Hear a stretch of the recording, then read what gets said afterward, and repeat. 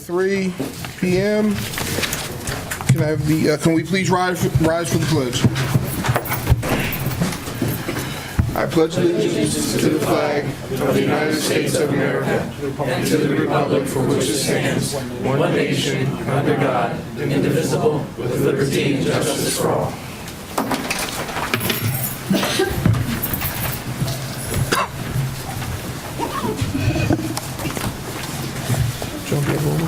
All right. Before we move forward, do we happen to have anybody in the room, any veterans in the room today?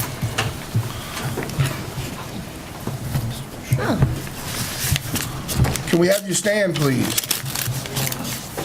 There we go. All right. Thank you.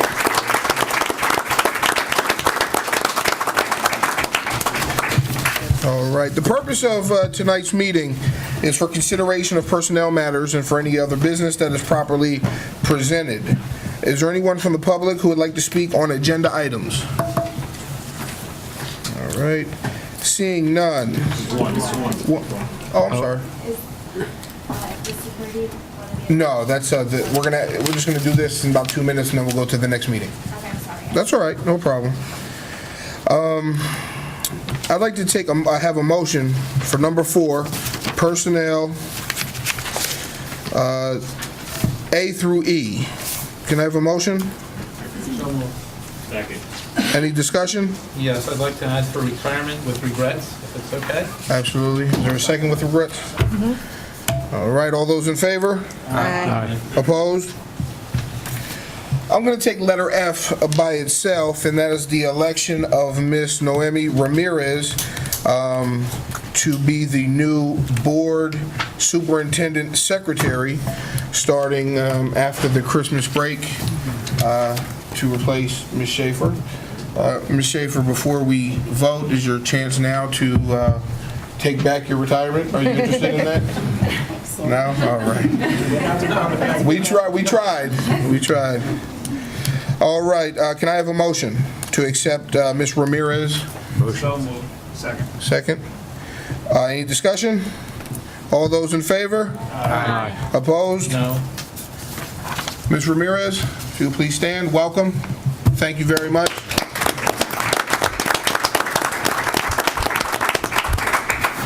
At this time, I'd like to get a motion, to appoint Ms. Noemi Ramirez to fill the unexpired term of Joan Schaefer as board secretary, effective January 1st, 2015 to June 30th, 2017, in accordance with section 404 of the school code, and set the secretary's bond at $3,000. Can I have a motion? So moved. Second? Any discussion? All those in favor? Aye. Opposed? Next, I'm going to take H and I, if there are no objections. Can I have a motion? So moved. Second? Any discussion? All those in favor? Aye. Opposed? Is there any public comments on non-agenda items before we go into the next meeting? Seeing none, can I have a motion to adjourn the special meeting? Motion. Second? All those in favor? Aye. Opposed? All right. We still have roll recorded. At this time, 6:08 p.m., we're going to begin the standing committee meetings. Yes, actually, we're going to move some things around. Number 4, Buildings and Grounds, letter A, Mr. Andrew Klein, a student of the high school, for his Eagle Scout project. If there are no objections, I'd like to move Mr. Klein to now, so he can get on with his evening. Mr. Cook? Yeah, I'd like to introduce Andrew Klein, a Eagle Scout and East Marion High School senior, who is going to present to the board a proposal with lots of merits in helping us get some direction around our campus at the high school. So I'd also with him this evening is Mr. Brown, our science coordinator and a mentor of the project. So Mr. Brown and Mr. Klein. Thank you. As an Eagle Scout myself, I was very interested in helping Andrew move this next level in his advancement. And one of his goals now will be to show lots of leadership, Andrew, to youth in his troop and in his community to do something that will, for the betterment of the entire Easton area. So I'll let Andrew describe his project and what he intends to do.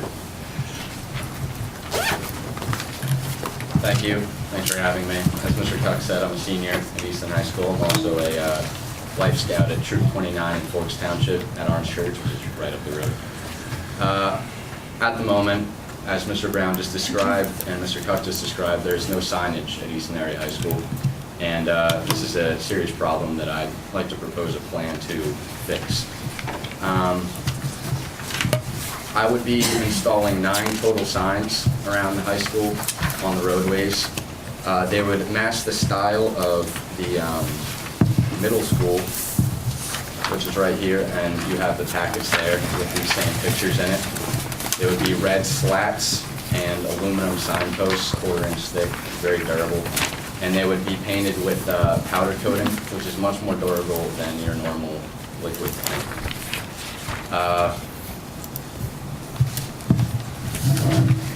So, as I said, there would be 6 total slats per sign. 5 I would be using myself. I've already come up with a plan for that, which is also in the packet. And it shows each 9 signs, the list of what would be on each sign, as well as the arrow direction. And I would be leaving 1 open for future expandability. The proposed lettering would be similar to the ones at the middle school, although it would be larger, as the problem there is that it's too small and people can't read it very well. And it would also be much more reflective, so people at night can read it. The work would be done by myself, other Boy Scouts, and a couple other adults that are certified to do this sort of thing. And it would occur in spring 2015. The biggest reason for doing this is an element of safety with our athletic fields and our pond and all of our grounds. If somebody gets injured, we have emergency vehicles that will come in, but they have absolutely no idea where to go. And this would solve that issue. And just visitors in general don't know where to go. I get stopped many times, where's the athletic office, where's the turf field, where's the baseball field, and we have 4 of those. So that would help a lot with that. I've already met with Mr. Tuck, who's approved it. I've been working with Mr. Brown here, and I've also obtained approval from Mr. Case. And he had some good suggestions about where we should put the signs, and I'll be working with him further about that. And I also spoke with Mr. Petrivsak, the athletic director, who had a lot of suggestions about athletic fields. So, to finish, this is a very important project to me. I've gone to Easton School since 1st grade, so really, I love the tradition, and I would really like to make a lasting impact here, and I'd like to improve it for future generations, and I'd like to come back in 20 years and see my signs still helping people. So, thanks for listening, and I really hope you approve my project. Thank you.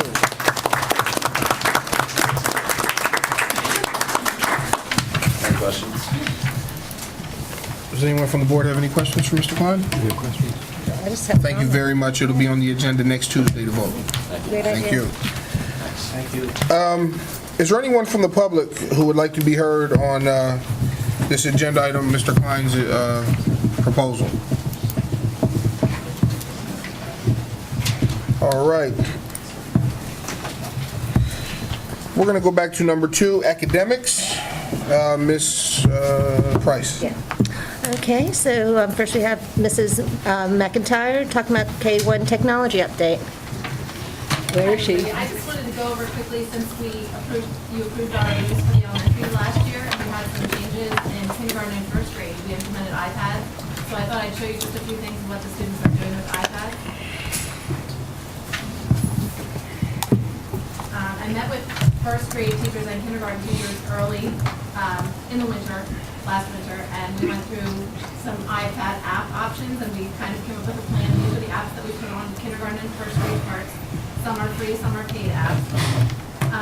And our decision-making process was based on content areas, mostly I would say reading and math are our app selections, but we also focused on some themes and some holidays And we also, there's a new model called the SAMR model, which is kind of like Bloom's taxonomy for technology, and it's sort of working our way up into higher level thinking skills. And we did put on some apps for kindergarten and first grade to kind of move them along that ladder. And I have a little video to show you. I've been in every classroom in kindergarten and first grade, I think. And we went through a little app where we talked about how to use the iPads and how to carry them and keep them clean and to keep them safe. And they made a little video for you. This is the app that I taught them to use. It was called Sock Puppets. And their voice is recorded in the iPad. So if you watch it. So they were recording into the iPad. Now you can see on the iPad in a second.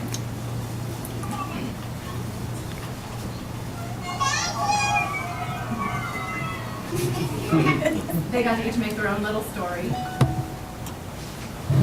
And then here's just a quick little. Here's a gun.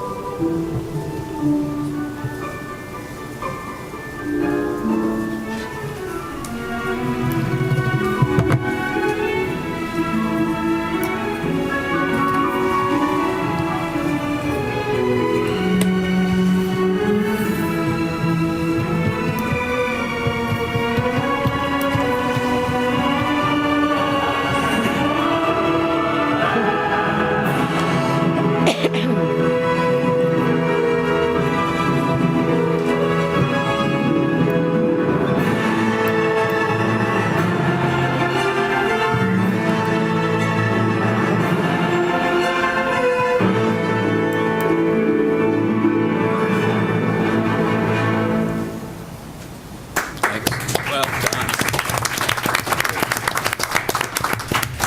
So that's it. I just wanted to show you a little bit about what they're doing. They're really loving them, and it's a perfect little size for them to use in their hands, and it's very easy because there's not a login process. So thank you for doing that. We'll be coming to you probably in the near future asking for the middle school needs. So I thought we'd show you what we're doing now. Thank you.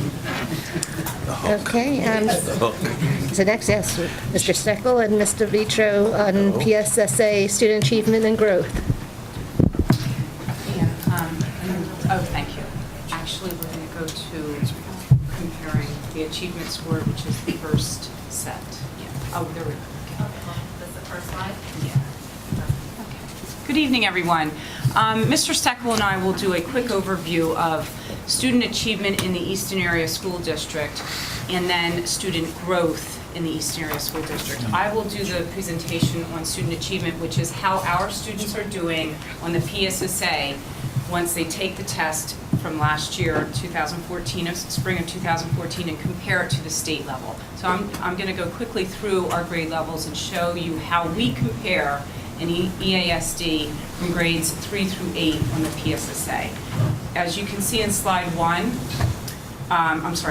grade 8, we have our reading, math, science, and writing scores, and you can see the state is the first blue line, and EASD students are the second blue line. For this year's 2014 PSSAs that were taken in the spring, we are above the average in all 4 areas, which is great. Go to the next slide.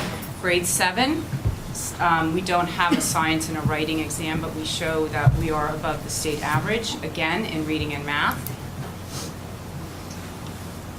Grade 6, we are below the state average in reading, and I would say significantly not below the state average in math. So we have some work to do in 6th grade math on the PSSA. 5th grade, same thing.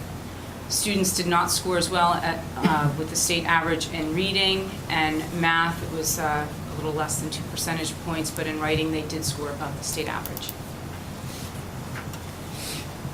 4th grade, they scored overall above the state average in reading, math, and science, significantly above in science.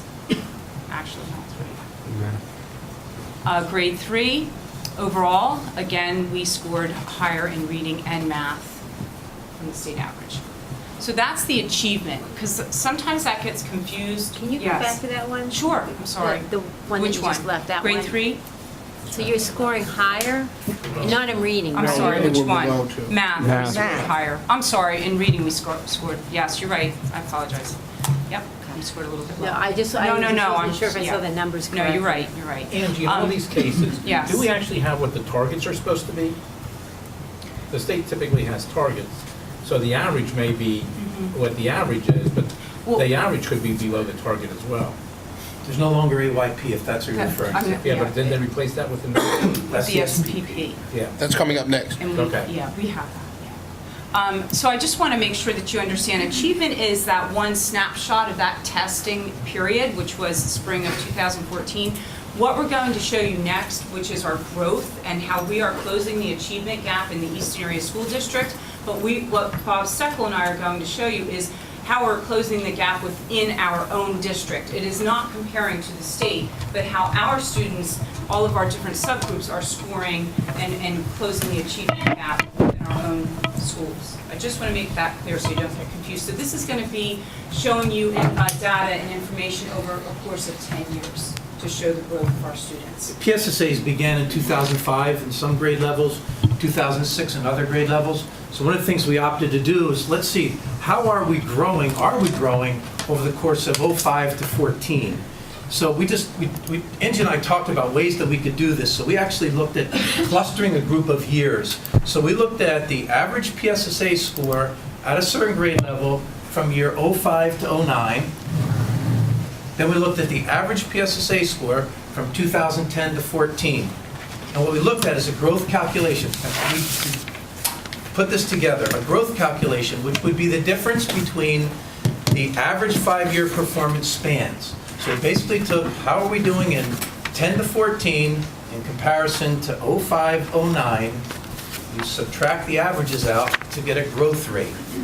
So if you look at this, this is just grade 3. Subgroups are as listed when you look at PSSAs beginning in 05 to 14.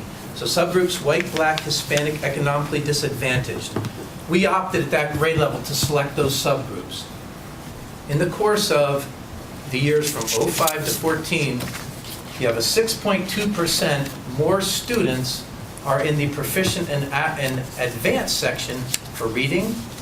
That's the white subgroup, 3.2% increase in math, white subgroup. You can take a look at the black, Hispanic, economically disadvantaged subgroups in grade 3, again, looking at average growth from 05 to 2014. What we're doing is we're trying to show, are we closing an achievement gap between the subgroups? Would you go to grade 4? And I won't give you all the details as we move into each one. You can look at the growth per subgroup, white, black, Hispanic, and economically disadvantaged.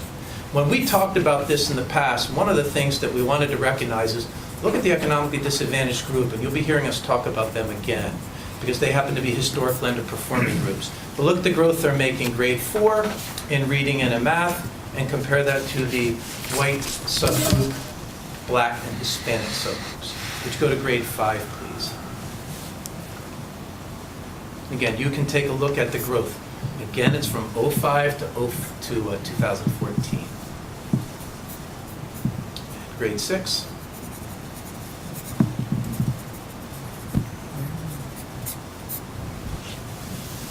Grade 7. I think there's one subgroup, and Ms. DeVitro wanted to add a subgroup when we got to 7 and 8. So we added the IEP subgroup. That would be any child that has an IEP who takes PSSAs. And again, looking at it from 05 to 14. And you can see the growth in reading and in math. And we opted just to do those two subjects for the closing achievement gap report. And if you would go to 8th grade. Amazingly, great increases from those particular subgroups from 05 to the year of 2014. And again, the reason to look at this was to see, is there an achievement gap closing?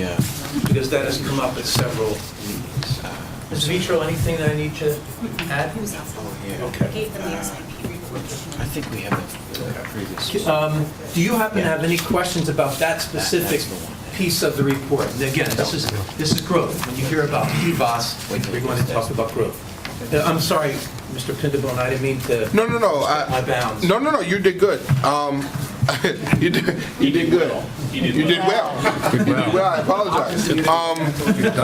Before I asked you a question, I wanted to see if it was coming up next, so I just wanted to get my stuff in order. And I want to mention that we are closing the achievement gap with You did our well. underperforming students in the Eastern Area School District. And you can see by those numbers how much we have increased in both reading and math. So, I know that we have, growth, we have to continue our growth, and we need to improve and do things, but also note that within Easton, we have made tremendous gains from '05 to 2014. It's huge, and I have to thank our teachers, our administrators, our support staff. We're all in this together, and I just feel like, we're in the groove. We've got our curriculum aligning, and everybody seems to be on board to make sure these students are doing what they need to do to perform. So I feel very confident, as well as Mr. Steckel. We shared it with Mr. Reinhardt. We are in Easton closing the achievement gap with our students. And please note, this isn't this last portion of the report. This is Mr. Vitro and I thinking of ways that we could show how are we doing from '05 to '14, and just looking at clustering years, and then actually just doing some simple math to come up with the growth rate. I have one question. With the IEPs, does that Yes. also include gifted, or no? No, that is a different category. Okay, It was okay. just the IEP, not GIPs. Okay, just wanted to ask. Sure, thank you. I'm sorry, Mrs. Price, can you just say a little louder your question so everybody... Oh, sorry. I asked if the IEP section also included the gifted subgroup, and the answer is no. That's a separate.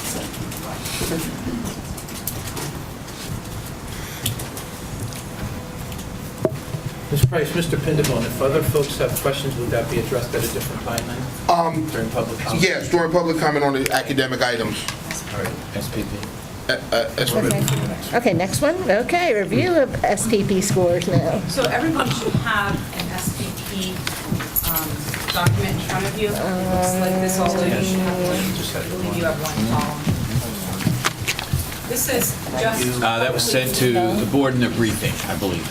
Oh, so there's- It's not attached, it was sent Yes. over the front.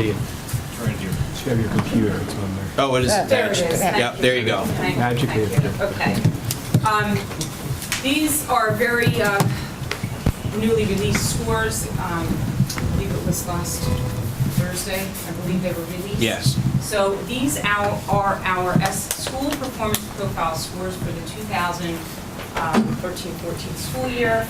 And as you can see, Cheston Elementary School is at 82%. Huge gains with Cheston, by the way. Do you have last year's I do. score? It was 79.1. Last year was 71.8, Cheston Elementary. Huge gains this year. So kudos to that. Could I just, if I may just interject, this SPP score is there's a calculation that goes into the score. Is it enough? It's not a magical number pulled out of the air. It's 40% from the PSSA scores, how well the students did in PSSA. 5% of closing the achievement gap. And then there's also 5% of closing the achievement gap of the historically underperforming group of students, which we identify when we look at the data of the PSSAs. 40% is PVAS. That's the last achieved, that's the growth model. How well did the students do from one year to the next on the assessments? And 10% is the graduation rate, as well as promotion rate in the elementary schools, attendance rate at the elementary and high school, and then if you have things like, you get extra credit if you have a certain number of AP classes offered at the high school. And then those all go into the compilation of the SPP score. So it's not just what the kids score on the test, it's a lot of variable, other things too that are involved in calculating the scores. Okay? When they report out these scores, do they give you the breakdown of each of those It is on, buckets? yeah, it's on the school performance profile page, Uh-huh. and you can actually, the public can go into the website.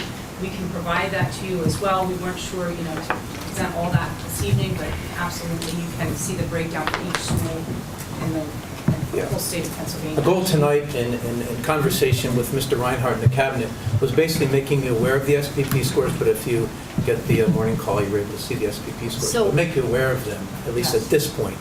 Right. So what is the comparative like for the scores with the state? Like, did they give a state? They didn't, well, they did not. 70. 70 is the benchmark. That's the benchmark. That's the. Yeah. 70.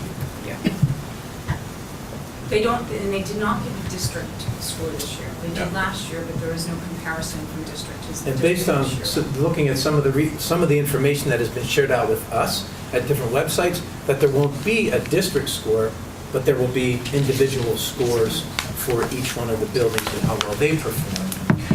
Would you like to just mention, I think it's important for the board and public to realize that what's the phenomenon that's happening now is that instead of a district-wide focus, what's happening is that the focus is on individual schools and the performance of the administrators and the teachers and the students in those individual schools.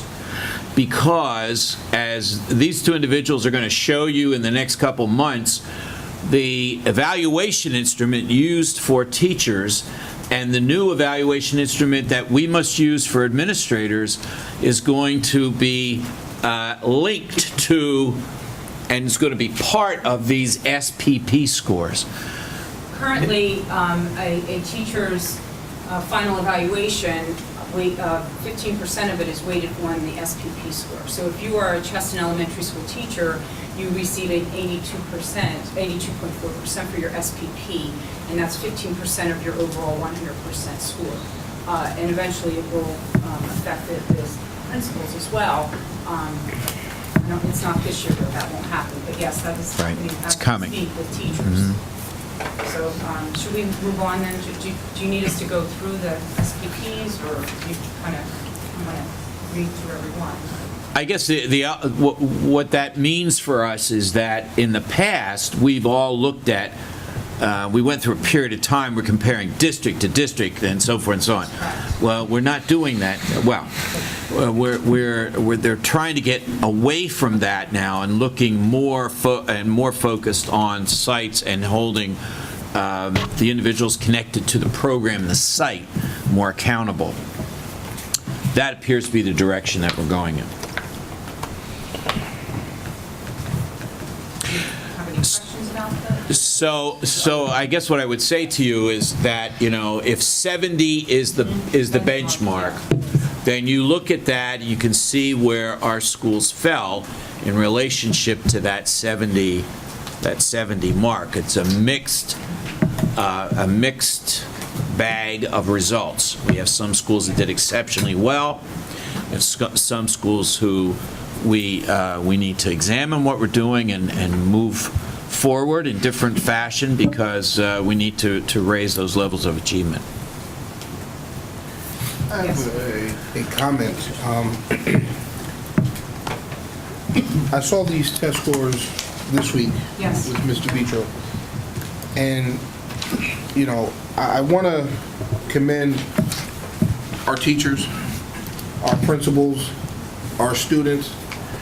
A couple months ago, we had charter school applications, and we all sat here and we all pretty much took a beating, mainly over Cheston Elementary School, that some people felt that we weren't trying to educate the students at Cheston, and we were failing the students, and just, a lot of things. And as a board, we had to sit up here and keep our mouths shut and take it.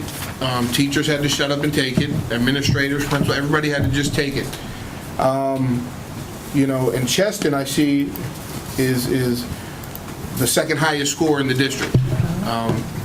We saw the subgroups in the elementary schools. I mean, if you go back to that slide, I'm not saying you have to, but double-digit gains, from last year to this year. And I think that's a testament of, families getting involved, our teaching staff, our administration not getting down and upset with, some of the heat they're taking, from the public. I actually had a conversation with Pastor Phil last week and let him know, come out today. I think you'll be impressed with the scores. They might have had other things to do today, but I did let them know, and it's a testament, these scores, to what our teachers and our staff and our district is doing. We said we were working to improve the achievement gap. We said we were working to educate our students. And I mean, we've seen it today. We still have some room for improvement, and I think we'll always have room to improve. But, you know, it shows to all the people who said, you need a charter school, you're not teaching our kids right, you're not doing this, you're not doing that, that it's not true. And we are, you know, our staff and our district is working extremely hard to educate our students, and we're seeing some of that here today in the numbers. So I want to thank our teachers and our staff and everybody for not giving up and continuing to work as hard as you guys are all working. Thank you. I didn't notice the thing, that what we got sent. Did we have a comparative of last year to this year on that? I didn't notice We did that. not. Mr. Ryan No. asked us to send what we have just this year, but I can send this if you wish to Yes. see that. Sure. If you want both last year and this year's score. we Yeah, I just think it would be helpful as we Sure. move forward to We can continue send that. to see. Absolutely. I can send that to you. Okay. Thank you. Thank you. We just thought maybe he wanted you to see the scores this year, so, but we can certainly send, because Bob and I looked at the comparison. Well, I just Yeah. think that, I mean, you're talking about the same schools and how are they Yeah. going, and like you compared Cheston as to how they did last year versus this year, and I think it would be helpful to see all the Sure. schools. in the I agree. progression. Yeah, we can send that. Mr. Vitro, I had an opportunity this week to look at last year's scores and this year, as you know, and I think that's great, Ms. Ellison, that it comes out. Can we also get a copy of the subgroup breakdown and what you're going to send out, to what we just saw today? They actually don't do subgroup breakdown. Well, no, I mean what you put on the first slide, the first couple slides where we showed third grade, fifth grade. It's in here. By grade level? No, right. Can we have a copy of that for Rudy and anybody else from the press? Oh, yeah. And also, if you could show last year's scores, if Rudy and the press can get a copy of that as well. You're asking for this. Okay. It's part of Is the there- agenda. Yeah. Is there, I didn't notice that there was a sheet that explained what the breakdown was of how this. No, I'm talking about what we saw today. This piece. That No, I know, but as Mr. Steckel was talking about what these scores actually involve to come up with those numbers. Oh, yeah. Provide that as well. Okay. I just put some notes on a piece of paper, but I have it, I can make sure I that. just think it would be helpful for Yes. us to understand what went into that number so that, you know, when we're looking at it. Mr. Reinhardt, we'll provide all of that Yep. information. Good. We can make sure that everyone at the board members gets That's it. good. Thank you. Thank you very much. Thank you. And I would just add one comment, and Mr. Vitro thanked all the people who are contributing. I want to make sure that that the public thank you to the board is expressed as well, because you have had some very difficult years in the past in terms of allocating funds and trying to determine what's the best direction to go in. And that support has been very important to these people. And you have been very supportive of changes that have been proposed, and supportive of many different activities that have involved our alignment of our curriculum to what we're being tested on. And so I want to just publicly thank you for that, and I hope that you can see that, you know, we're working hard at this, and we're going to continue to do so. And the scores that you see there that are the scores that are below that 70 mark are scores that we're going to work on, and we're going to continue to examine what we're doing and reassess everything as we go. Very good. Thank you. Thank you. Thank you. All right, next we have Mrs. Emile with before and after school childcare. The RFP that I sent out to the board last Friday is designed because the policy 7071 goes for final approval on November 18th. So the intent is for the RFP to go out the next day, so that any provider that wishes to provide before and after school care within our school district would have ample time to review the RFP and then also make their submission. My goal would be to be able to bring to the board in January, at the January 27th meeting, a provider that the administration has reviewed through the RFP process for approval or for vote. So I did the RFP for you to review this evening.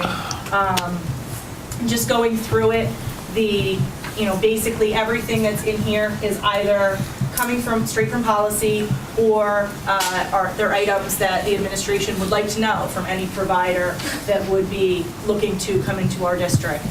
I have a cover letter on the RFP that goes through the intent, talks about items specifically from policy that a provider would need to consider, and just the process then that they could anticipate after submitting an RFP. And then, as I said, the pages 2 and 3 of the document are really the types of information that we would like for any provider to provide us ahead of time, so that as we're reviewing these, we know what their intent would be.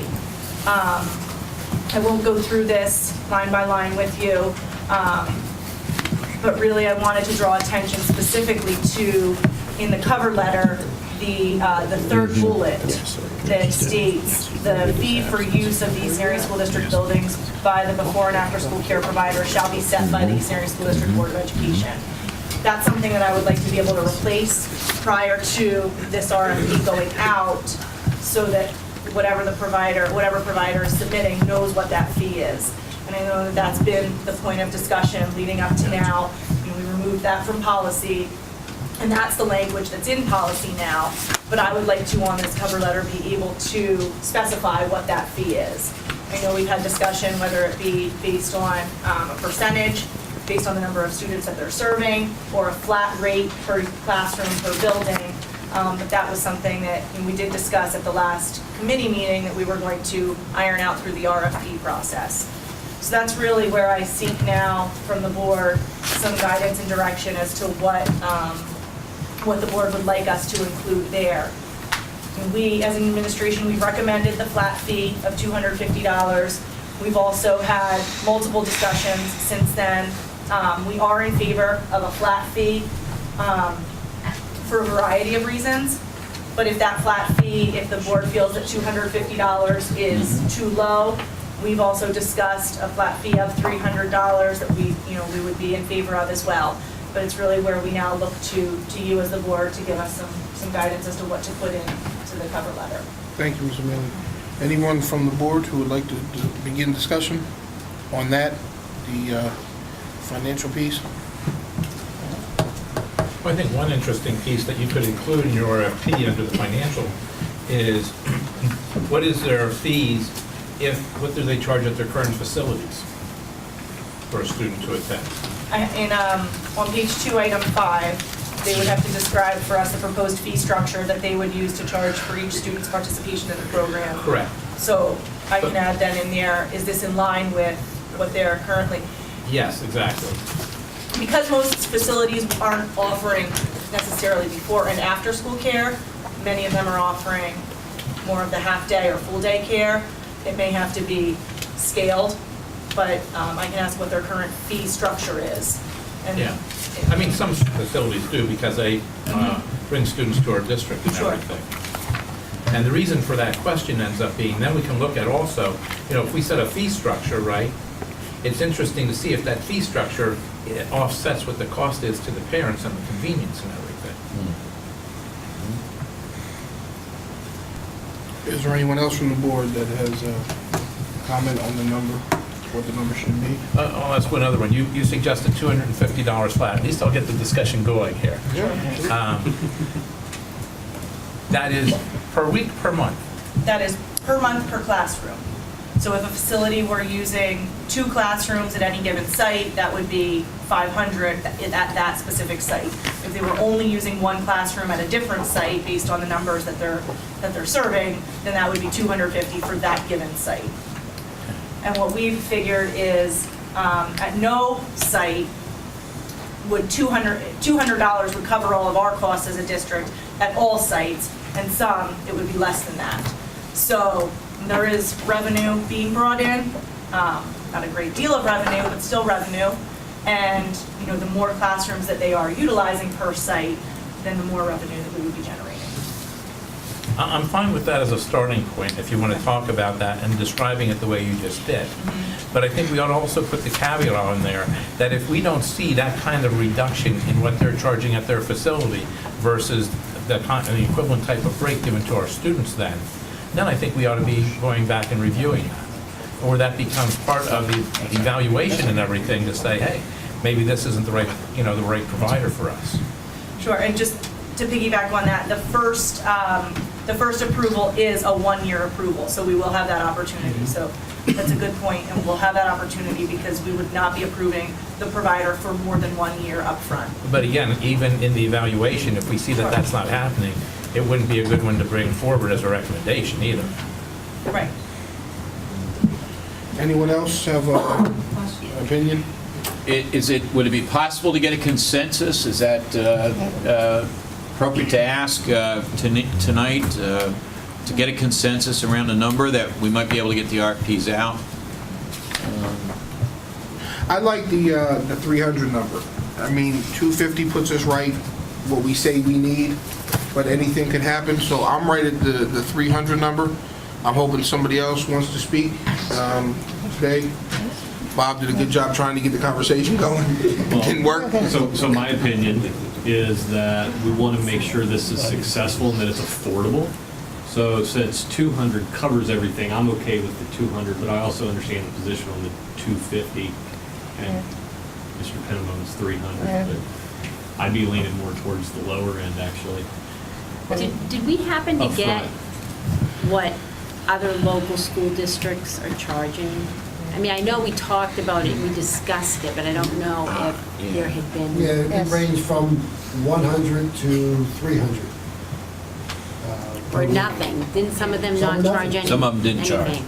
Well, some of them, like YMCA's, right, didn't charge, where their members are paying for it anyway, whether they're using it or not. And some districts use teachers and staff already to do it. As opposed to some people outsource, some use their staff. Yeah, I mean, if the YMCA offers that before, after school care, it doesn't matter if they're a member of the YMCA, they still could participate in the program. So they weren't necessarily, no. Possibly. Well, It 'cause I know depends on the Nazareth YMCA, doesn't because I know the current, the YMCA here in Easton, it's got an after-school program because I had my kids in it, and They it cost have me money. in-house. And it cost me money to send my kids to it. Oh, well, it's gonna cost, In addition to my membership. but it's a different price per, if you're a member or a non-member. Correct, that's correct. I mean, because they do offer it Yeah. regardless. But my point was more that the programs, is like, for instance, the program is brought into Nazareth. Nazareth does not charge for that organization to come into their school building to utilize the building for the program. If that's how it was, I didn't understand it that way, but okay. Well, that's what, I mean, Nazareth was one of the ones that was shared with us verbally. I hadn't seen anything in writing, but that was one of the ones I that. did at the last meeting, give a list of the schools and the fees that we called. I was looking it up again, I just don't have it handy. But Nazareth was in fact one that did not charge. Right. And I think they had the Lehigh Valley Child Care Company. Yeah, I think you're right. I couldn't remember if it was the Y. Do you have the numbers off the top of your head for more financially comparable districts other than Nazareth? One of the Stroudsburg was 300. There were a couple that did not charge. Catasauqua and Northampton did not. Right, there was a range from 100. The people that did charge was 100 up to 300. I know Bethlehem just covers their cost, but I don't know what the cost is. If they do their own. They also have their own. They do their own. So if you assume that the cost is 200 per room, right? You're charging 250 for 10 months out of the year for 7 schools. That means the district's income after expenses is $3,500, right? Because it's $50 that we get after we cover the $200 cost of a room, right? So if you're then up to, say, 300, you're double that. You're at $7,000. It's not like we're raking in money here, right? You're absolutely right. $3,500, $7,000. It's not like it's huge amounts of money. It's definitely not huge amounts of money, but for the members that were on the board 2 years ago, facing $6 million deficits, we learned that every little bit helps. Every little bit we can cut cuts in spending, every little bit we can raise helps. So 3,500, 7,000, is something to consider. I guess my point is, I don't know that we should spend another month on, are we going to go after $50 of additional revenue a month or $100 of additional revenue? I agree. So can I put you down for 300? Can we say 300? Let's just cut the check. Can we say 3? If you do a roll call and I'll go later. I think that's just the 250, after thinking about it, I think is reasonable because it will also keep the cost down maybe for the parents too.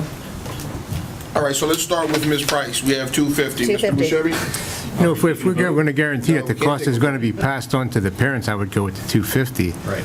But I wouldn't have a problem with the 300 either. If they're going to, it's hard for me to make a decision. Like if they're going to make a big profit and not pass that on, then I think that the district should get some of it. But for the first year, I would certainly go with 250 just to get it going and see how it works out. Mr. Snyder? I'll go with 250. Thank you. I threw 250 out there, so. Ms. Ellison? Well, I would be in the court of not charging. I think that's my Okay. feeling. I'm just put you all the way over here in the end of my day.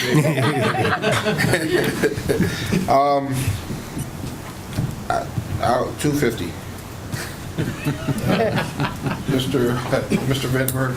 I'll go for the 250. Are we considering 250 or are we considering more or less? What's the actual question? Well, basically 7 out of 9 are looking at 250, so I think you have a direction. So, regardless, we have a direction of 250.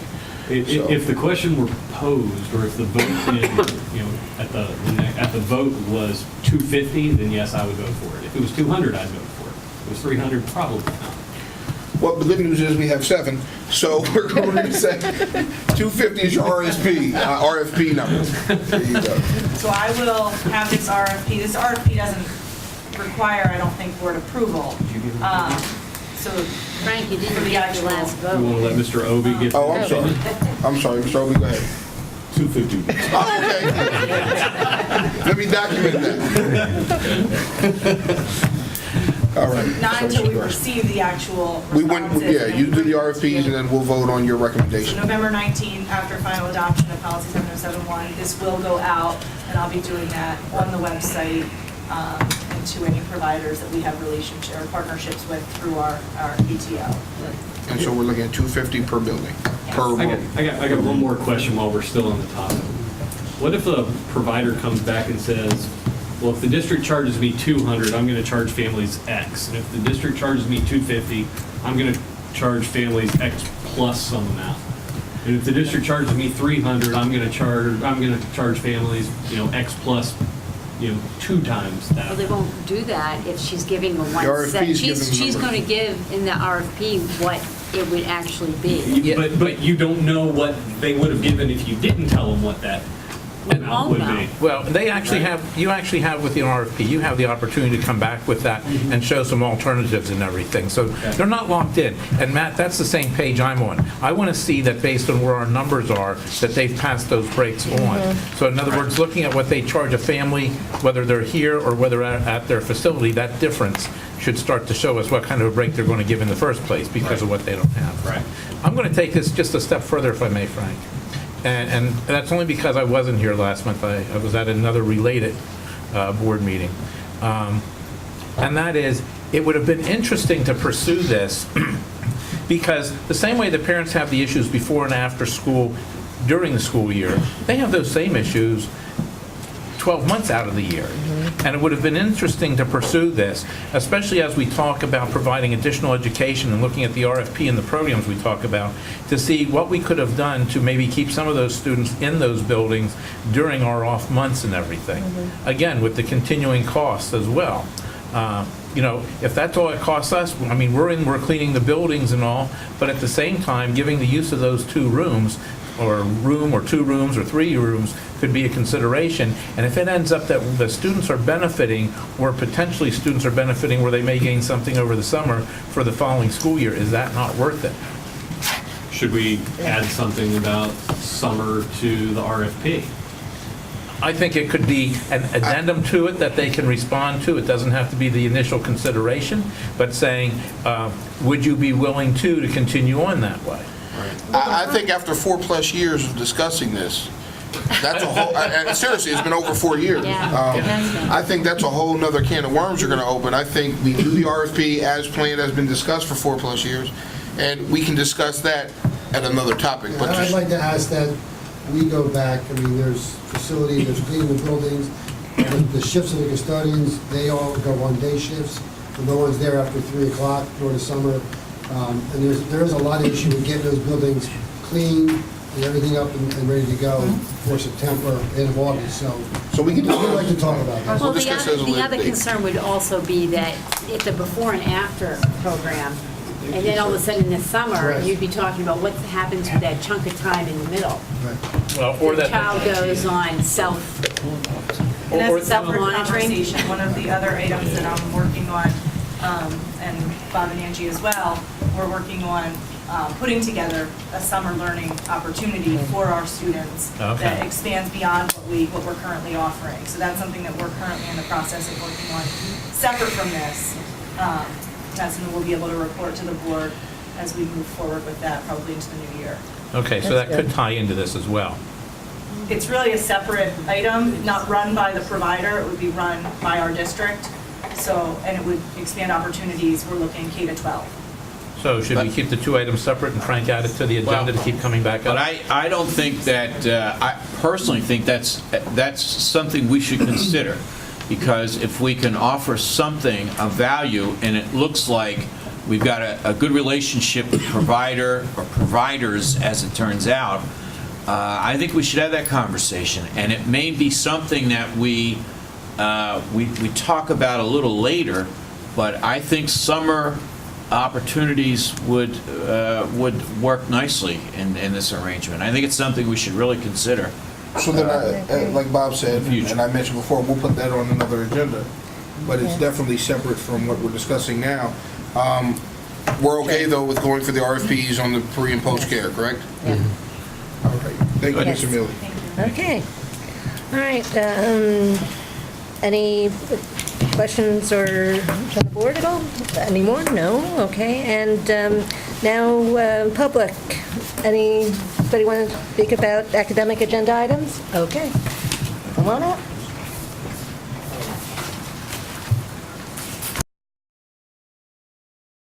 Point out one thing on the after-school use. You should probably consider the fact that there will be an expansion of that use in terms of the building, or there'll be the request. And since you're not cool people, you'll probably grant it. Kids will be using the hallway to go to the bathroom, for example. But then there are other things that would add a great deal after kids have been in school all day. They may want something more active than sitting in a room for 2 hours. And so as you're thinking about this, and the charge, you should give that some consideration, because I say it'll come up, and you will say yes, because you're not cool people. But Thank you, Mr. Kennedy. Thank you. Anybody else? No? Okay, well, we got to see a very cute video about technology in K-1 classrooms using iPads. We got to, Mr. Vitro and Mr. Steckel talked about the PSSA student achievement and growth, and how we are really making progress from when the testing started a decade ago to now. And also talked about the review of the SPP scores, and showing how we made improvement just in the last year, and that's really nice. And that's about it. Thank you very much, Mr. Price. Number 3, policy, Ms. Leonard Ellison. Okay, our policies, we are going to continue on our discussion of policy number 707.2, which is in regards to the district facility advertising. So, Mr. Foyne, I think that you had some things that you Okay. I don't know, but I'll ramble on here and see if we can't find if I brought them.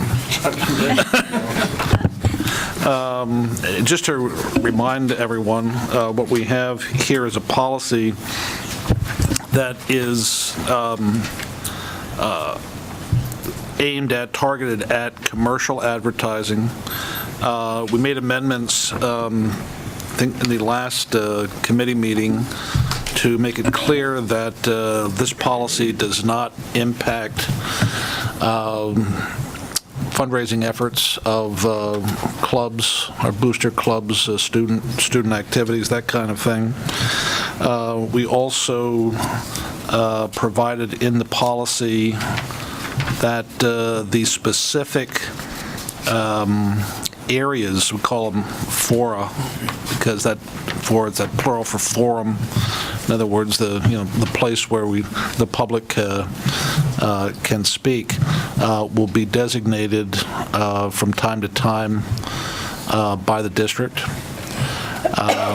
and left provisions to allow for specific restrictions in terms of space, time, and appropriateness, depending on where the specific commercial space is located. I don't know, did I bring what I was supposed to bring? Yeah, well, I think that the other component that we had discussed was looking at the specific areas where we were going to actually consider. And I don't. All right, I don't think that was mine. No, that was not. That wasn't me. Frank, were you? Okay. Mr. Pidgeon, were you going to look at this facilities in general to see? I mean, I know when we left our last committee meeting, we had discussed that somebody from the board or somebody from administration or both would look into what areas we might be considering advertising. I know we discussed what we heard from the students at the high school, and I know we discussed fences and things. Mr. Simonetta? We had presented some information regarding down at the football field. Right. And around the other baseball fields and fields around the high school. We had several different options. I guess where we're at now, Ms. Ellison, tell me if I'm wrong, but I think we're at the time where we need to pick where we can advertise, where we're looking at, and start moving forward. Well, and the fee structure. Right. I mean, because that, go ahead. I think there's a couple other things as you read through this. And, she right on the head as far as the fee structure, but I think past that point, it talks about that whoever's doing the advertising should get the materials, bring in, fasten it or whatever else. And really, I don't think you want to do that. I think the policy should indicate that, it's going to be coordinated through whoever, the business office, and that they're working with a person, because you don't want everybody coming back to Tim or whoever and saying, okay, what material, what size, making sure how it holds up, coming in and, okay, it's in the off months, we're going to take it down, in the other months, we're going to put it up, or we're going to let it up all year. You want to have some kind of standardization across the look and the feel of the material and what it looks like from one to the other to the other. And so I think the policy ought to be including some of that. So the administration job at that point is going to be also, once they decide where, is also going to be deciding on the material and the kind, and then probably getting, a business contract or whatever you want to call it, that's going to work with Tim and say, okay, when the client calls me with the order, I'll work with them, I'll do the design and everything, and when say okay it, I know I've met the school standards or the school specs for placement and everything. That way, it takes a little bit off the burden of our people, so Tim can say, yeah, I know what they're going to do, I can trust what they're going to do, and it's all been communicated, because we don't want to put more of a burden on our own employees in a way. And if it's hit and miss and anybody can do whatever they want, which basically it is in here right now, I think that has to be limited. I think you're absolutely right, but it goes back to my previous comment. We need to decide on where our locations are going to be, so we can move on to that next piece as to what we're going to accept, what we're not, as far as materials. Well, you brought up 3 areas: the baseball field, the football field, we brought it up, but I mean, last week we heard it, I'm waiting to hear today, and I don't know if Mike went to go get some information, but we were told about the baseball field. Right. The boosters are already there, so I don't Well, know if that that's is a an no. issue. I mean, Right, so that's what yeah. I'm waiting to hear today, and I think if that's where Mike went to go, because I know that's what we're looking at. We talked about the buses, outside of buses and such, and we just don't know what was found since the last meeting, so I guess that's what. Frank, if you break it down, I think there's three pieces. One is where somebody, the second ends up being the types of materials and sizes and everything else, and setting the price accordingly for them. And the third piece ends up being, and I have them a little bit out of sequence there. At least I think I have them a little bit out of sequence, and that is who's going to do it, because until you know the who, you don't know how much it's going to cost. And so if you're going to establish a price, you need to sort of know the who and say, based on, if it's going to cost $200 or to install a sign or whatever, of 4x8 or whatever for 3 years, well, how much profit do you plan to make over top of that? So you that's why I say I sort of have them a little bit out of sequence there, but you have to identify the materials so you can decide the who, and then when you have the who based on the price, decide what you're going to charge for the advertising. Well, here's the question. Is the school district going to direct as far as who does it? Who, is that what you're suggesting? I think you almost have to. Well, you Pardon? have to. I think you have to. We can't just have anybody, trying to fasten things to fences or what have you. We need to make sure we have one. Well, that's what I'm Right, asking. right, Is absolutely. that what we want to And I put think, forth? and Carrie, I think the second part of that is what has to be worked out. Let's say we want to charge $1,000. Are we going to, and if the installer charges $200, are we going to get the $1,000 and pay the $200? Or are we going to tell the person doing it, you have to pay the person doing the design and everything the $200, and you're going to pay us $800? I would think the person who's paying for the advertising would want to make one payment to the district and be done with it. I agree with you. Yeah, no, especially if we're directing as to who's going to do it, and I mean, it sounds like the district's really taking that on. And the only thing between the advertiser and the person doing the work ends up being the approval of the look of it, the design, with the final approval being back to the district as the policy states. If I could just make a couple of comments. I think, first of all, I don't think it's necessary to have every last detail decided before you adopt this policy. I mean, the idea is that you have a policy that provides a basic framework, and on that you can hang the actual implementation of that policy, which does not have to be in policy. For example, it's contemplated here that the various designated areas don't necessarily have to be a matter of policy. They have to be a matter of designation. Now, the board can, acknowledge them or review them or not, but they would be selected probably with a lot of influence by the specific, principal. Of course, the board has oversight over everything. So that's number one. Number two, to Bob's point, I think he makes a good point, and we can change that around. Let me say that when this policy was constructed, I'm sure, I don't remember, it got resurrected from something and redone, but I think that what was contemplated here was that we didn't want to stick the district with the cost of the actual maintenance and so forth for the sign, but I think you make a good point. The way that this is written, perhaps it provides more of a burden, and I think I can fix that to address your point, if that's the desire of the board. But I would encourage you that if you're going to have this policy and you want to move on it, don't wait until every little detail is figured out, because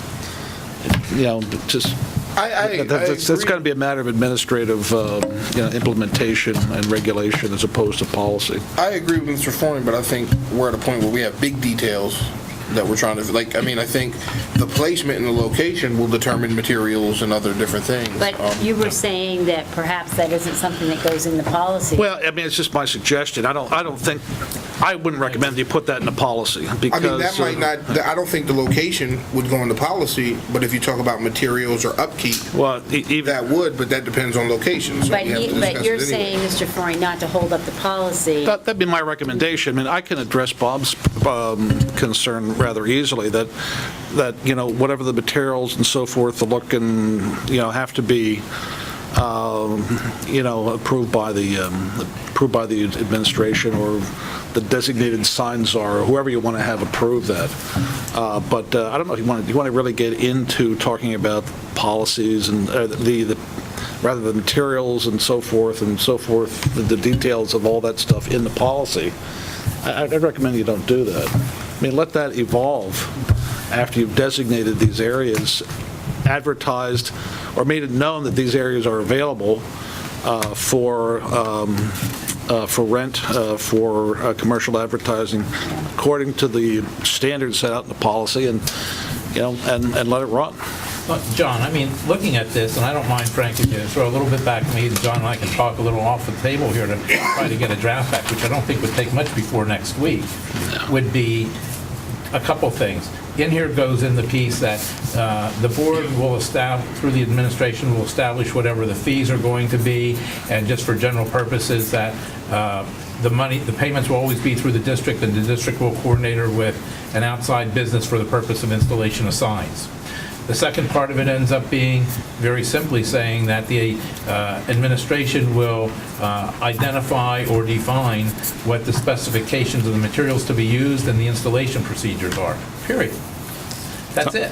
And that wipes out quite a few of the bullets that are in here.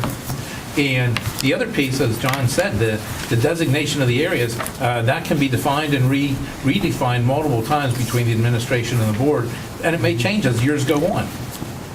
Well, then does it need to be in the policy? No. Can that be to the side? Well, no. All That it would does be is- separate. Yeah. All it does is have a statement in there that's saying that It'll the be board defined. will identify, and you don't put that in the policy. Just the wording is in there saying the board will identify. Because, I was thinking along that lines because I know Mr. Penabone a minute ago mentioned buses. Well, buses aren't addressed in this either. Right. It's just like you don't set the rates or anything else in the policy. Right. You set that as a table that gets approved separately and everything, and just get the policy moving. Yeah. Frank, that's up, if you're okay with that. As far as what part? With you working on it? With him, with John, not with me. Yeah, Concept. well, what I'm going to do is I'm going to defer that to Ms. Ellison. I think she'll want to be involved. She's the head of policy. So I'll let Ms. Ellison put that together with you and John Foyne after tonight.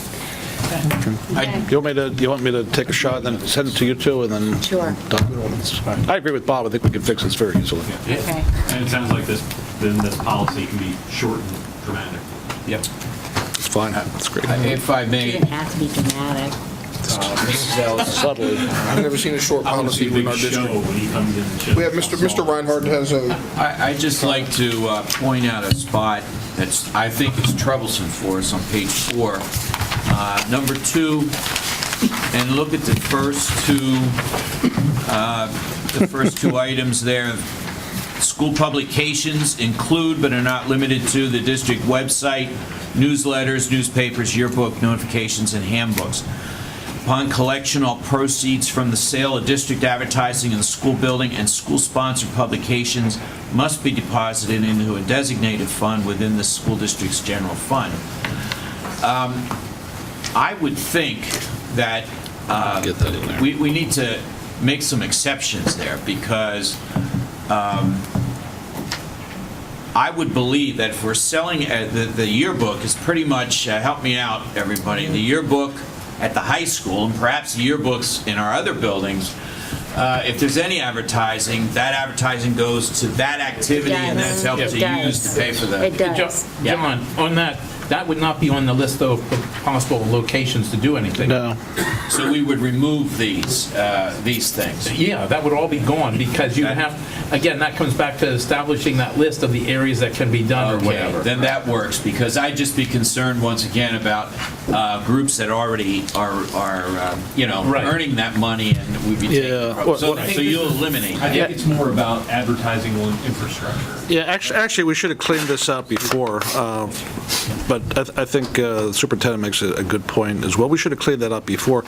Plus, I think, and correct me if I'm wrong, Mr. Simonetta, I think, that The yearbook would be a student activity, and those funds would be required to be replaced into the student fund account.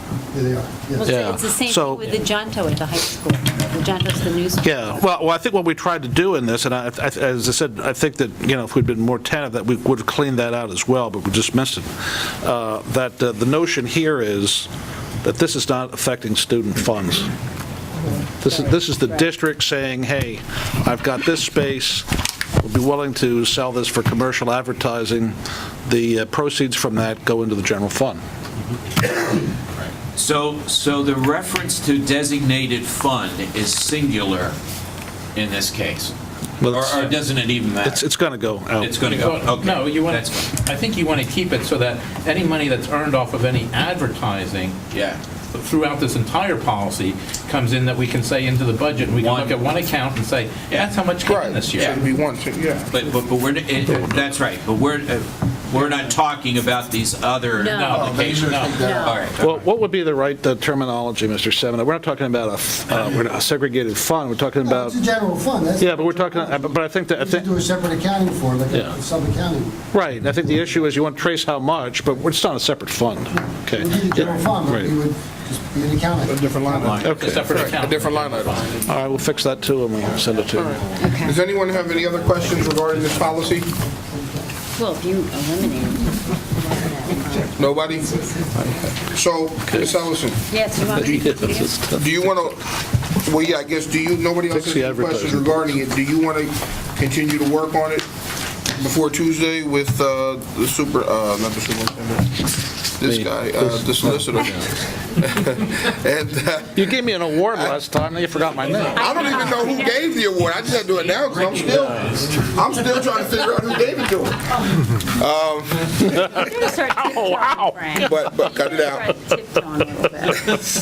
But Mr. Freund, Mr. Fainal, if you want to work with them, Well, yeah, and if we can get it emailed out by Friday, If we can move this forward with Right. communication between us on email right? before the meeting, then that's it can fine. come But out if Friday's not, packet. then it doesn't come out on Yeah. our Well, agenda. There's no reason why we can't have it ready for a first reading, and again, that first reading, if people have problems with it, that's why it's a first reading, so we can Right. tweak it some more if The thing is, we necessary. have to have it ready to go out by Friday. That shouldn't be a problem. That's my It has to come to the board Friday for review. No problem.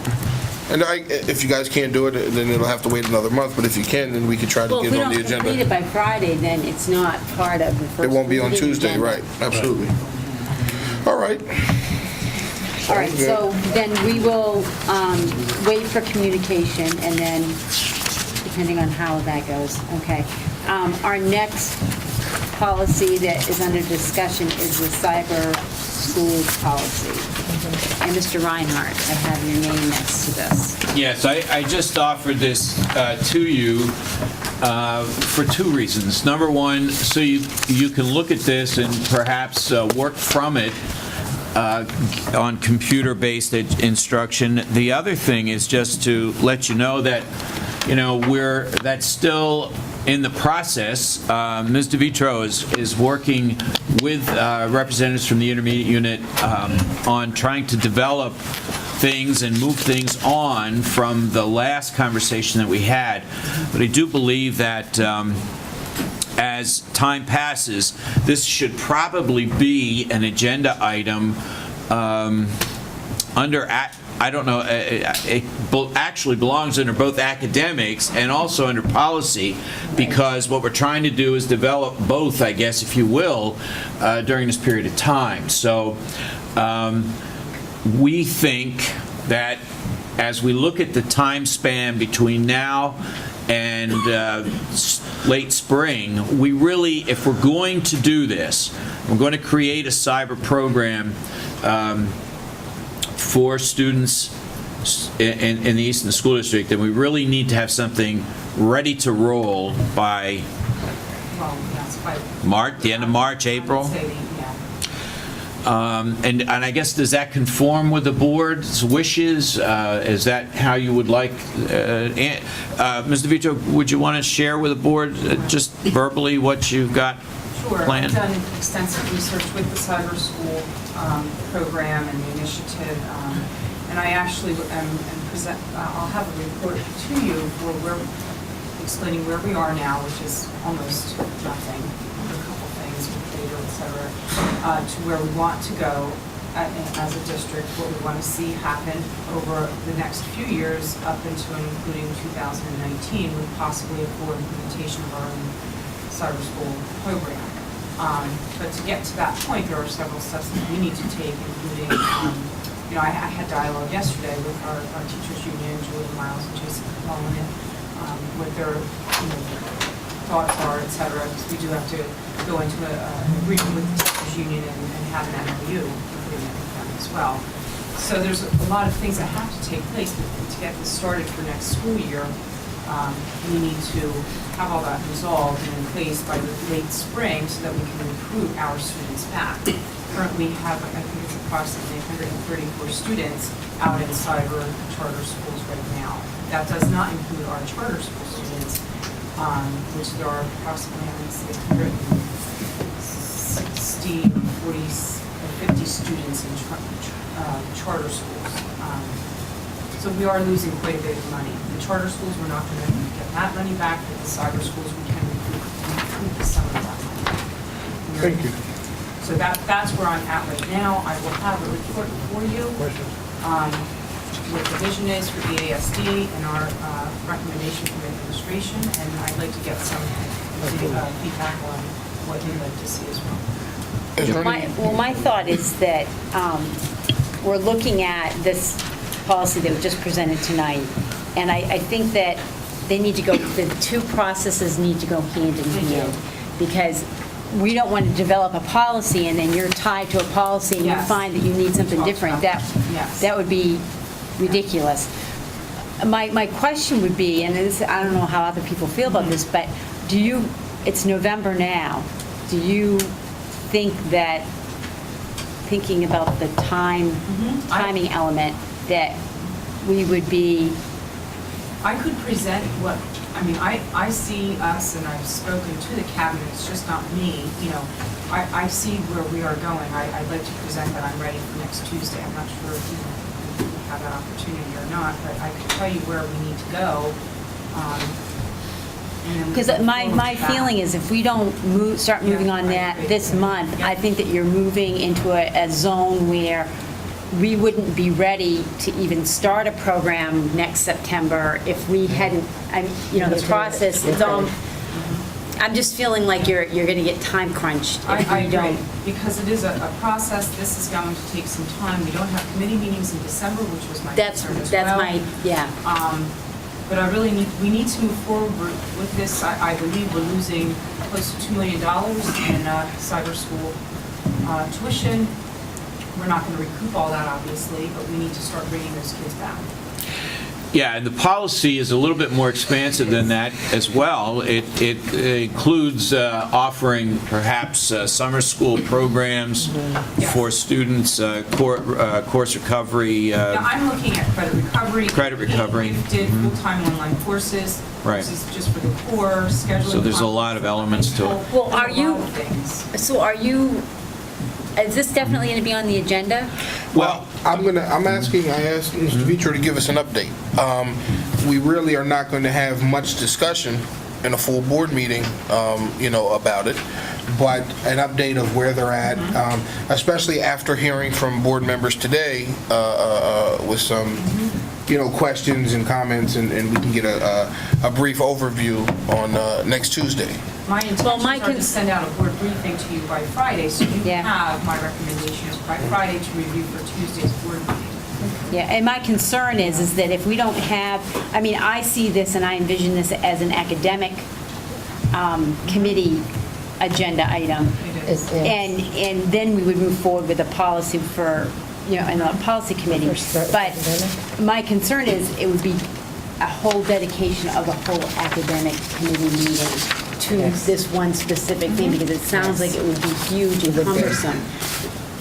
I believe we've already had our November committee meeting for the academics. So we're now, and we don't have anything in December. So again, I'm going to come back to the time crunch, and I know that now I'm not speaking about a policy issue. But I guess my opinion is, let's not put too much, just my opinion, and see what everybody else has to say. Let's not put too much focus on the time crunch. Just let's work it as we can, as diligent as we can. If we can get it done by September, great. If not, it just keeps going. Well, and my concern was she was speaking about and Mr. DeVitro was speaking in regards to if this would be something that we could start in September. If that's what the administration really wants, that's why I brought up the time crunch. Right. Because But I mean, it would be a time crunch. No, I believe, yeah, absolutely. But I mean, we just start working on it. I mean, we can't add That's days. If we can get it done, great. If we can't, we can't. I just needed to open that up so Right. people understood. Right, absolutely. Would there be any wisdom to having a group of administrators and interested board members and sitting down and working between this meeting in January on the policy recommendation and perhaps working with her in shaping this, then come back in January with a proposal that... Well, let's hear if any Might board be- members have any comments or concerns regarding this today. I mean, I don't have a problem with that, having that meeting, but there might be some concerns or something today that can be addressed. So let's see if anybody does anybody from the board have anything? Concerns? No, but I think it's important to get started in the Mr. Fainall? process. I have no problem with John's comment. I think it's good because you try to work it through little bit by little bit.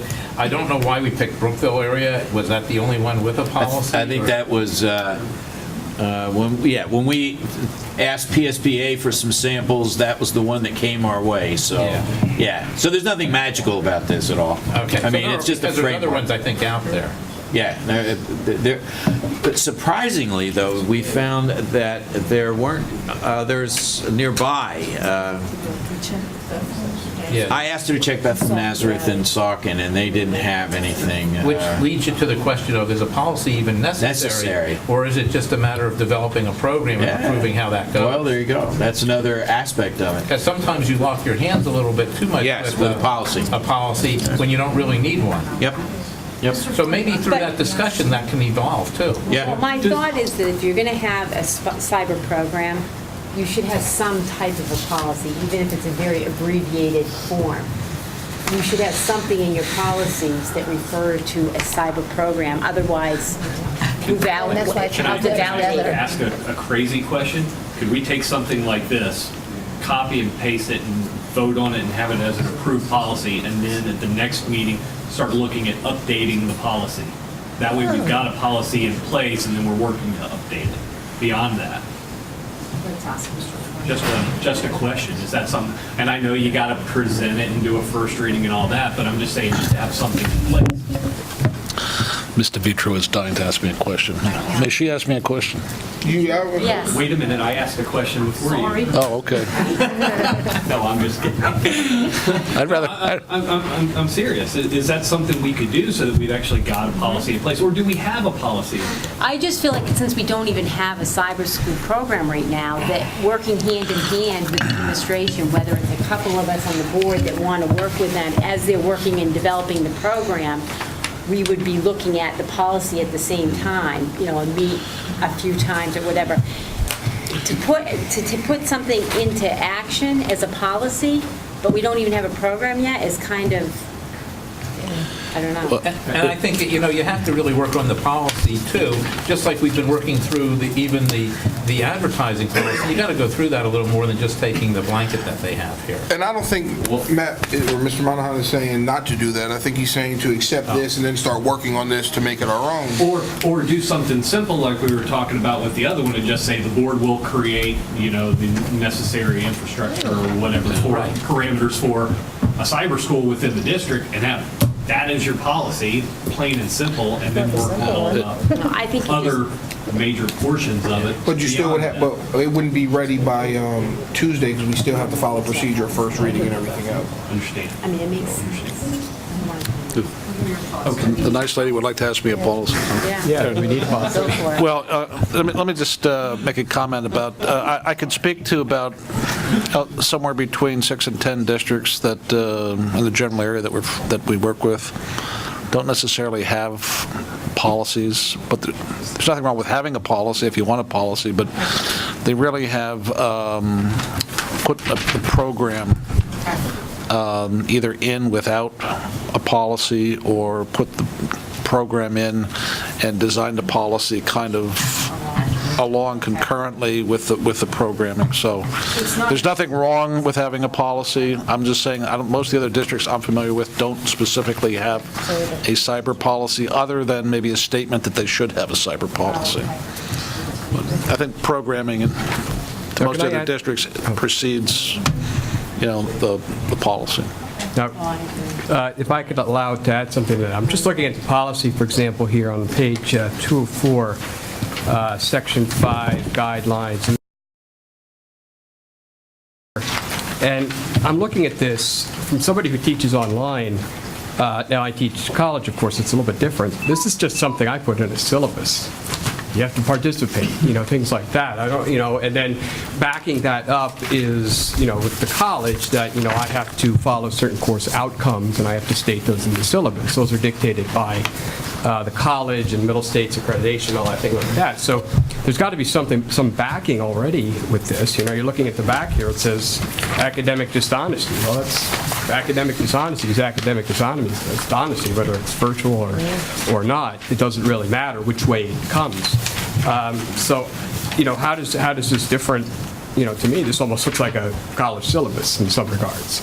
So do we even need that if we're establishing student as a cyber school? They're in a district. Are they not then bound by all the other rules we have and all the other policies that we have regarding academic, they have to come to school, they have to participate, they have to listen, they have to do what their teachers tell, they have to follow the rules that like everyone else does. So this is what I'm looking at this as, is I don't know if we necessarily, do we need a policy? Maybe we do, I don't know, but And I think this looks like a syllabus. It seems like that's where we're at now. Do we need a policy or don't we?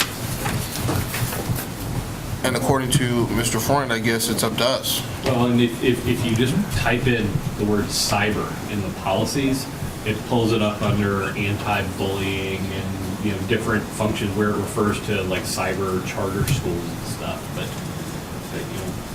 extracurricular activities is one of them, that sort of thing. If we've got a curriculum, who's to say that our curriculum can't include cyber school without changing our policies? Right.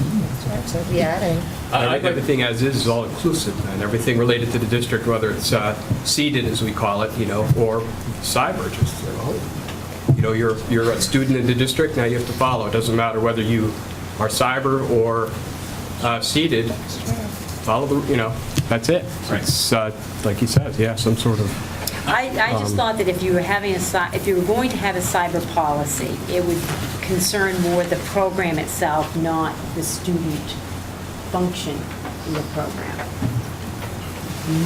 Why would the program, why would we look at the program any different than we would look at any other program we offer within the confines of our buildings? Yeah, should be the same. The only thing I could see that we would end up putting in a policy is something that may address students that are outside of the district, and if they wanted to participate in a district program, how is that permitted? And then the side comment from that is, the administration will establish the fee for doing that, as compared, because again, that doesn't belong in the policy, that will vary accordingly, but that would be the type of thing I could see in the policy. As a student outside the district, then you are bound by all whatever, as every other student is who is enrolled in a traditional type of classroom. It's just some sort of extension of what you already have. Correct.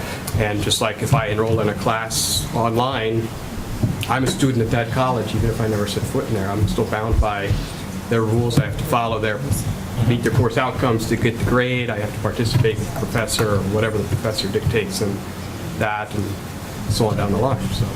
I would offer, from experience in the past, one troublesome aspect of cyber schools and versus brick and mortar schools, and for districts that I've seen, is the transitioning out and back in and back and forth.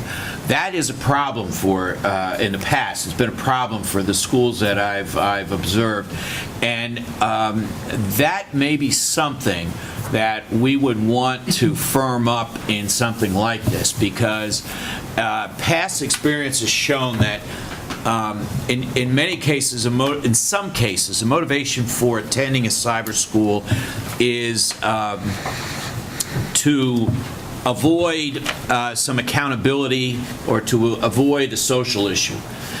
And then once that cyber school educational program is set up, they're finding sometimes that parents and students find it very difficult to maintain connections. So a semester passes or a year passes and they want to re-enter. And that has become, as I said, a problem for schools in the past. That may be something we want to talk about because, and that may be a policy level kind of edict rather than programmatic. I don't know. I agree with the idea of not getting ourselves too wrapped up in policies because that's not always healthy and not always good. But I also think that, if we're going to do this, we probably should have, and we seem to have somebody right on the board here who's got a lot of experience in this, so that perhaps we could come up with a group to sit down and facilitate this along between now and the next... I'd be up for, sometime in December, or even over the break. Yeah. Over break, yeah. Probably, I could. Yeah. I'm sure I could find a few hours in the I think that would be great. something. Nobody's hung up on this. I just offered this for our edification. So I think that as we move forward on you developing the program, the cyber program, then we could organize some type of a meeting where you could meet with a few board members and we could discuss whether the policy needs to be inclusive of it or if it doesn't, it can be part of the discussion at some. And I'll have that report to you all by Friday. Okay. So you can at least read what I've researched. Right. Our vision here, what we're thinking for the next 6 or 7 years to try to establish. And then we can maybe set up a meeting after that. Yep. Whatever board meetings want to be involved, if you guys can just reach out to Ms. I was just Ellison and Ms. gonna say- Reinhardt after the meeting. Okay. Yeah. Well, And then you guys can... The three of us might be a good idea. I was just going to say, perhaps we should identify the people right now. Right. that Okay. Would like to be? Okay. Bob would like to be part of it. Oh. We can have within 4. 4? Okay, You can however have many you four? want. Yeah. Oh, then I guess the four. Okay. You Four of So us? these 4 on this side of the table. Well, We'll segregate, okay. Yeah, so it's Carrie. There we go. Just let me know where I got to be. My next free day is sometime in January. Take them up. So I think we're really important because you know how to cyber classes go. That would be great. Okay, so we're going to move forward then. These 2 policies, we'll have discussion with Mr. Freund and Wait, John. Miss Ellison, can we go to public first? I'm going to. I'm just kind of reiterating where we're at. Yeah, but we get the comment first before we Okay. decide to move forward. That's fine. Well, I'm not moving forward. Okay, all right, go ahead. No, that's And you. it go- That's you. Any public? I thought you already said it, so public comment, I am inviting at this Okay. point in time.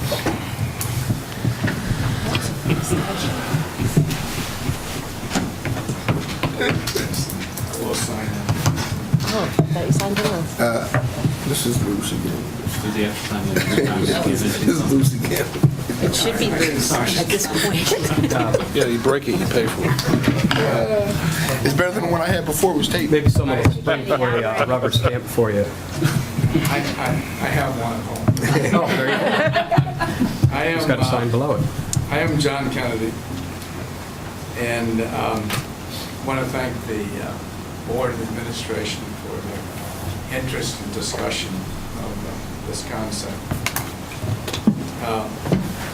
There's a question about bringing students back in who are out in other cyber schools. Probably $1 million worth of whatever you call it, tuition or payments. The competition, there's some that may be excellent, but for the most part, the competition's not good. And some of them are in serious trouble for some misuse of funds and things like that. So it won't depend on them, it will actually depend on how good you are as to whether you bring these people back in, or these students back in.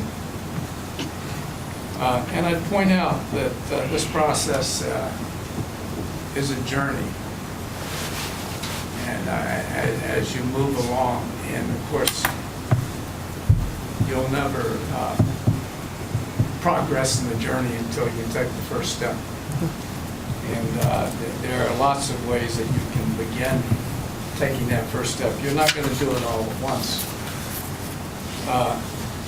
I am suggesting, once again, that the Palisades District may be arguably the most advanced in the state in terms of cyber school, blended school. And people have a mistaken notion of there's some separation between the cyber school and the regular school. And that doesn't really have to exist. As you know, at the college level, students will be taking some cyber courses and some regular courses. And certainly a school district should function in that same way.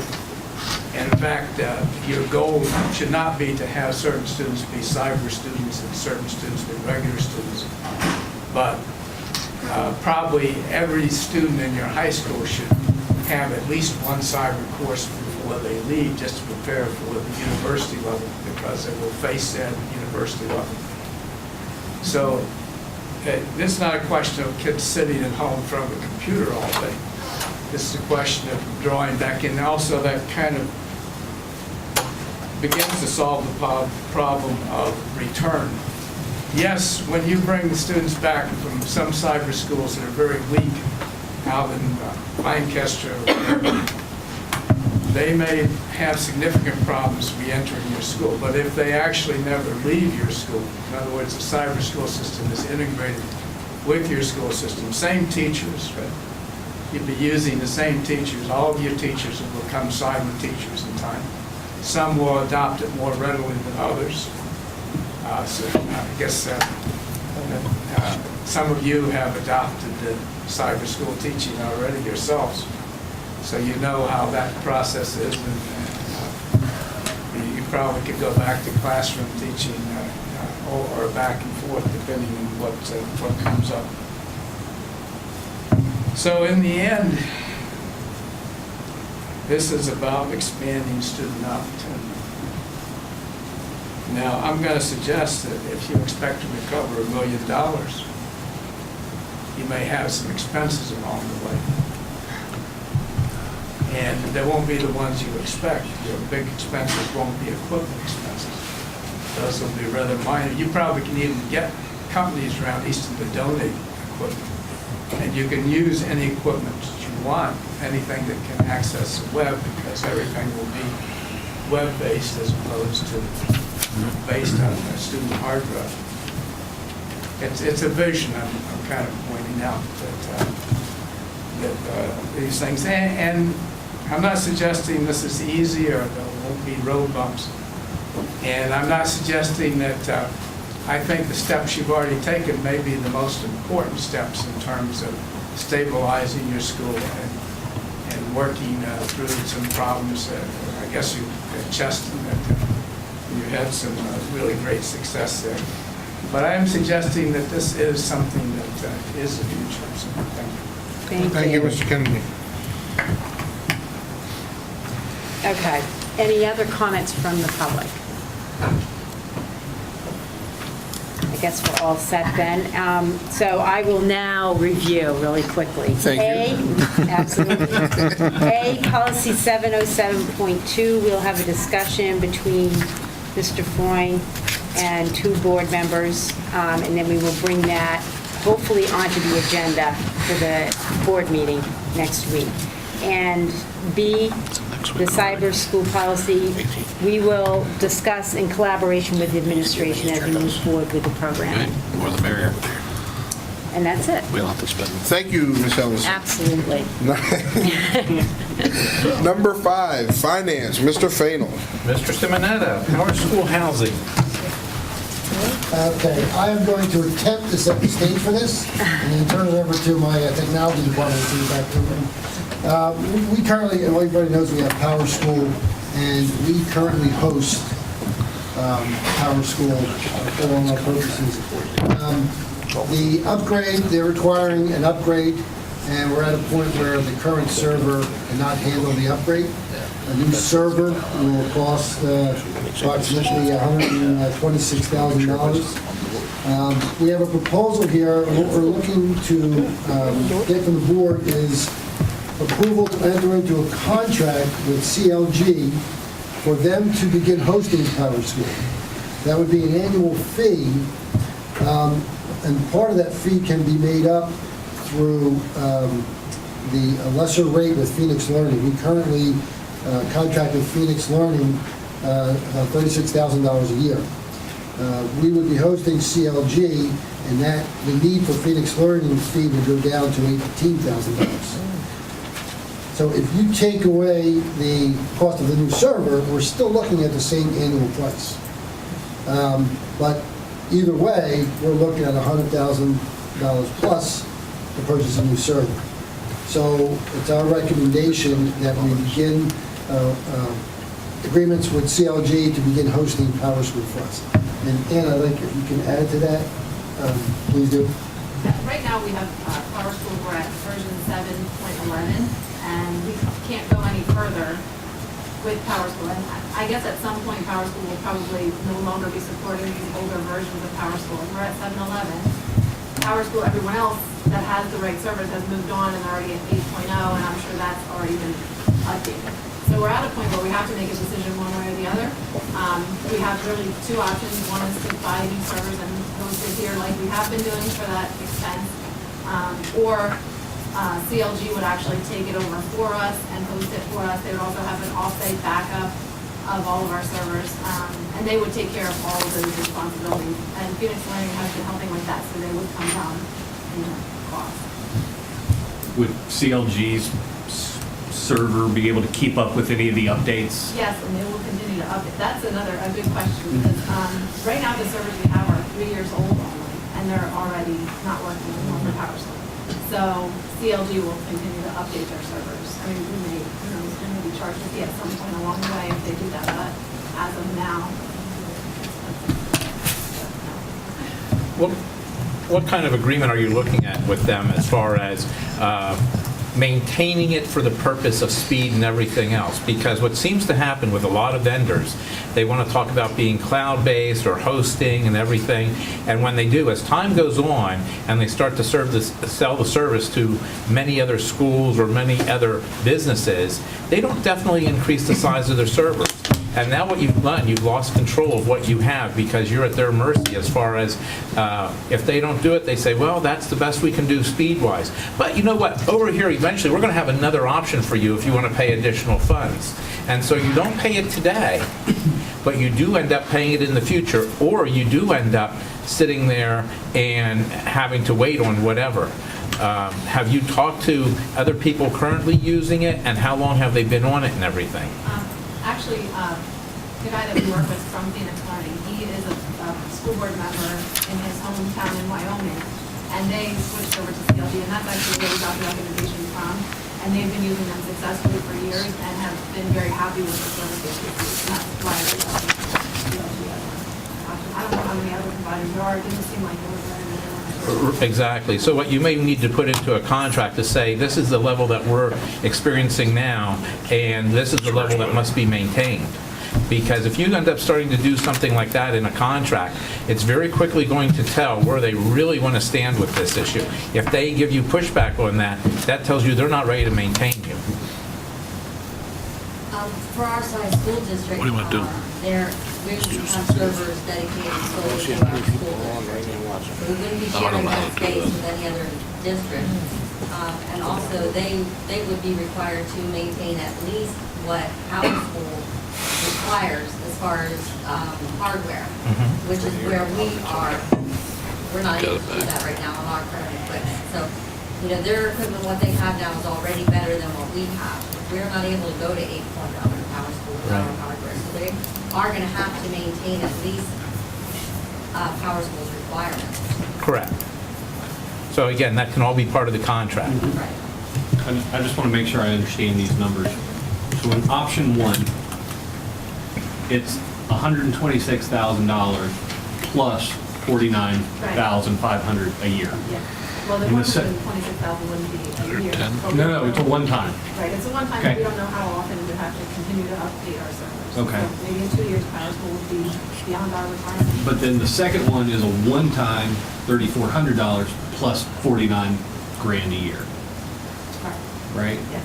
So we're really comparing the 126,000 to the 3,400. Right. Okay, I just want to make sure I got that right. It just seems too easy. And they've given you the specs for the servers that the 126 come up to, and you went through the school bids, and you looked at that, and that's what they really do total. We went with Integra, who we get our technology partner, and they are a CoStar vendor, and they Okay. always provide us better prices. Okay, good. As I said, I'm just concerned when you start to go off-site, because if the vendor decides to take the system, the network down, I mean, you know what it's like yourself if you have to take the It's network like down. anything, we lose that power, but at the Yep. end of the day, we're looking to spend that $126,000. We have to do that now. If we can get by with this, a couple years down the road, if they're not performing for us, well, we gotta look at it again, and maybe play that move again. Right. It's a good move. I mean, that's really the thing to consider, what you're giving up. You know, if all of a sudden you can't get one for grading, you can't do this, you can't do that, that'll be the piece right there. But I'd like to see that contract when it comes through, as far as, all the qualifications and everything, and assuring that, you're going to have uptime, and what's their liability in case you don't. You can't get grading done. What's going to happen? What's your penalty in there? Because the minute you put a penalty clause in, it really does start to tell you things about a vendor. And of course, Mr. Ford will be looking at that contract as well. Yeah. Just to clarify, you did say dedicated server, correct? Okay. So, again, that should be in the contract then.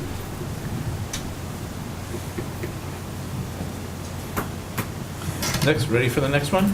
Before you move on, we heard from Ms. McIntyre twice tonight, and I'm sorry, happy birthday.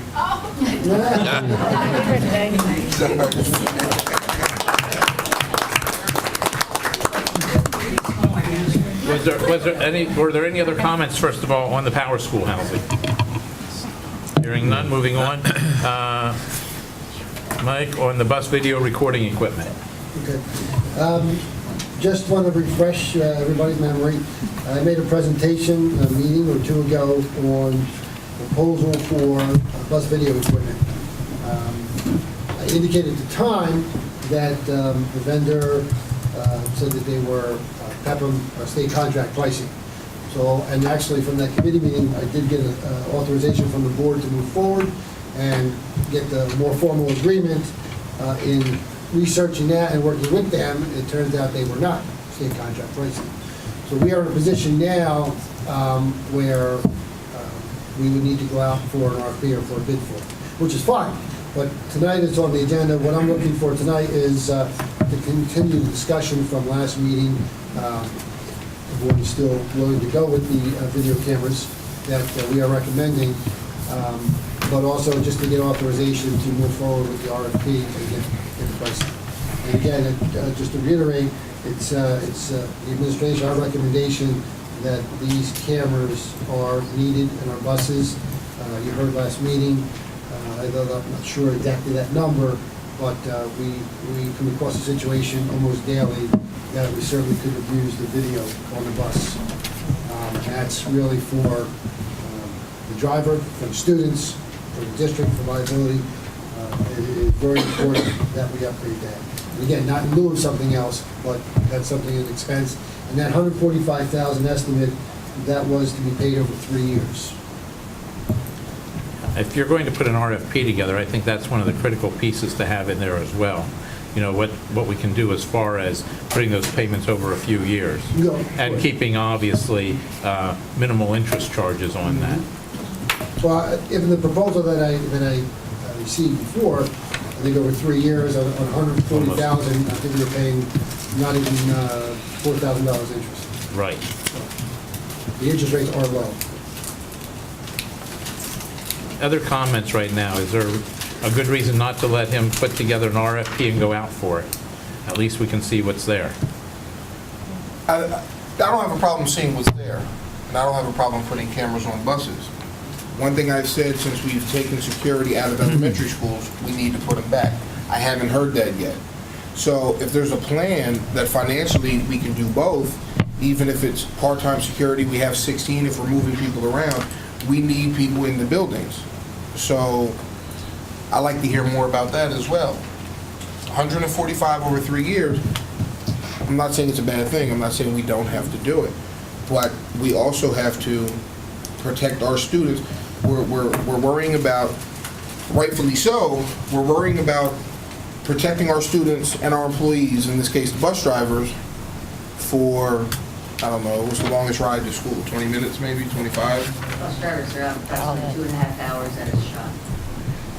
The approximate drive to the school, the longest, about 20, 25 minutes, I don't know. Since Regalsville's no longer here, I don't know. Yeah, well, we got Martin's Creek, so I'm gonna say Okay. 45 minutes. Okay, and that's important that we protect our bus drivers and our students for those 45 minutes while they're in transit. It's also important that we protect our students and our staff through those 8 hours while they're in the building. So I don't know why we're looking at one without the other, and I'd like to get that included. It's a security piece.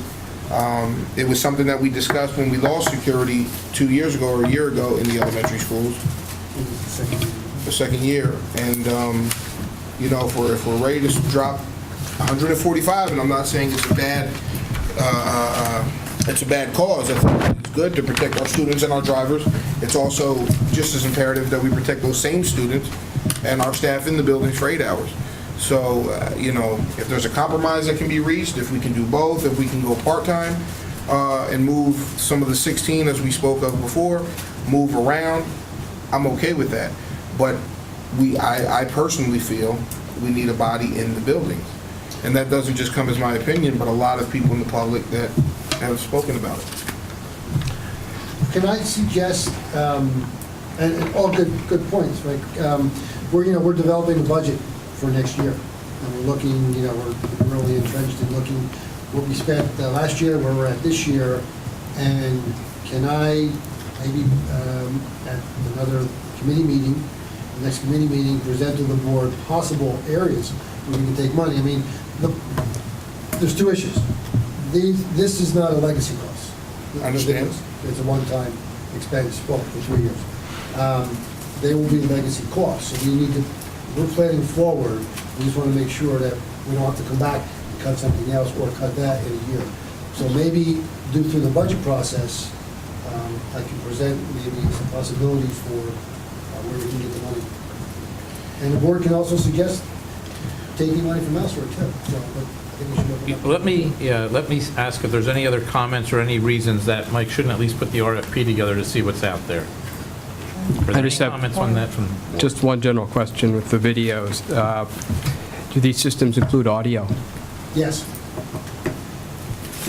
All right. Other comments or questions? Okay, not hearing any more of that. It seems like it's okay to do that. We've heard Frank's suggestion. I think that ties into one other piece, Mike, and I know I've asked for it a little bit here, and we definitely now must have it at our next committee meeting, and that is the budget preview, with some pretty good numbers there and projections and everything, based on showing a couple of years of history of what's been happening and where we're going. Because basically, at the January meeting, per se, we may have to take a vote of where we are going to be with the cap and everything. I know what's been said, but the vote must still be taken. And that's why on January, for the January committee meeting, I was planning to present the budget, because at the January meeting, we have to take a vote whether to exceed cap or not. Correct. But if we would have, it would have been nice to start to have now already. Almost have to say, when you hear a couple of these things, you have to wonder if we should have thrown another meeting into December, because to see that, so that we're not totally surprised and we don't have much reaction time come January. I hate to do that now, but we may have to look at that for the future, or we have to start to look that we get the budget in November. Where do you look at there might be a total surprise? I don't know. As far as the budget? Yeah. Because we have to vote on it, Frank, so we really need to see that preview of where we're going to be. Absolutely. I don't think when did you do? Well, at the last committee meeting, the one that Mr. Fatal was, you read the other meeting. I presented the kickoff discussion. You did. And and I'm still confident in those numbers, that we're going to be coming in as we planned last year, with no layoffs, no cuts necessary. I'm not even sure we're going to have to go to the cap that we were looking at, but I'm very comfortable in the numbers that there will be no surprises come January when I present the budget. Well, and the cap is lower than what we had Yes. planned for earlier this year. Our cap, I do work at 2.4% is our cap. When we projected last year with the numbers, the three-year budget review, we were looking at 2.7 for a cap. We're at 2.4, and I'm still very comfortable that we're going to be fine. That's fine. I guess I'll just look for the numbers. Okay. And I guess I just want to be clear that during discussions with the teachers union, and something that really contributed to them making an agreement with us is that the board would go to cap, to index this year. So that's still something that the board agreed upon, giving directives to the negotiating team, and that's something that we still need to honor. And Mr. Simonetta, what I'd like to see when we go over the view of the proposed budget is a multi-year view, so that we can see what it's going to look like down the road as well. I will do that. Based on the current assumptions. And that, it's always good to do. The AFR has just been completed. The final audit is not out yet, but the AFR is, and that changes those projections. And I will tell you that preliminarily, for the good. So the projections are even a little better than what we did last year. Okay, I think that completes the things here. Is there anybody in the public that would like to address the board on the agenda items? Please.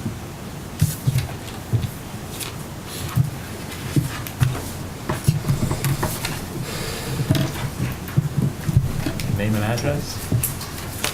Hi, I'm Holly Torsivia, and I live in West Grove Street. And I'm here speaking on the issue of security back in our elementary schools. Like Mr. Pettibone said, they were taken out quite some time ago, and nothing has really been done since then. Now, all of a sudden, it's becoming an issue because the issue with the school buses came into light. Unfortunately, these issues are both important issues to keep our kids safe. And it's hard to make the public choose between these two issues as to where the finances should go, because both options protect our kids. So legally, the answer always falls under what's in the best interest of the child.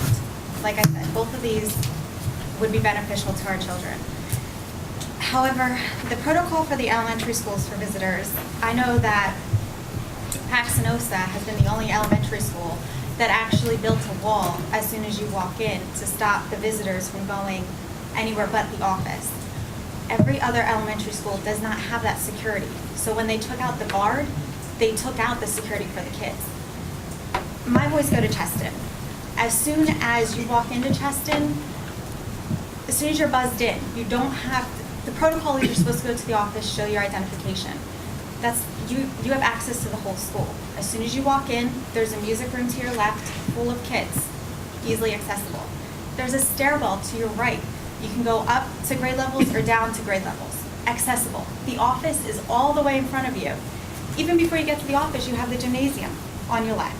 There's nothing stopping anybody from going anywhere. And I know it's the same case at Shawnee Elementary, and I know it's the same case at the other elementary schools that have not built in different safety precautions because of the lack of security. Now, I don't know if there can be a compromise. I'm hoping there can be, because it's like I said, it's difficult to pin one against the other one. But what we're asking for at the elementary level is at least one guard there. One guard there that when somebody comes into the building, they're stopping them from accessing our children while they're there. Our children are there 7 hours a day, even more with after-school activities. They're elementary age children, kindergarten, age 5 to 4th grade. They're young kids. They need protection when they're at school. They're at school more than they're even at home. So we send them there with the district, trusting the district to keep them safe. And that's not happening right now. Right now, they're accessible to anybody who walks into their buildings. Now, like Frank pointed out, a student is on a bus for about an hour ride twice a day. They're in the school for much longer than that. Cameron's Arm buses are benefiting, they're only benefiting the bus riding students. This is no beneficial to the walkers, no beneficial to the teachers. no beneficial to the administration in the elementary schools, the principals, the secretaries, anybody. This doesn't benefit them, cameras on the buses.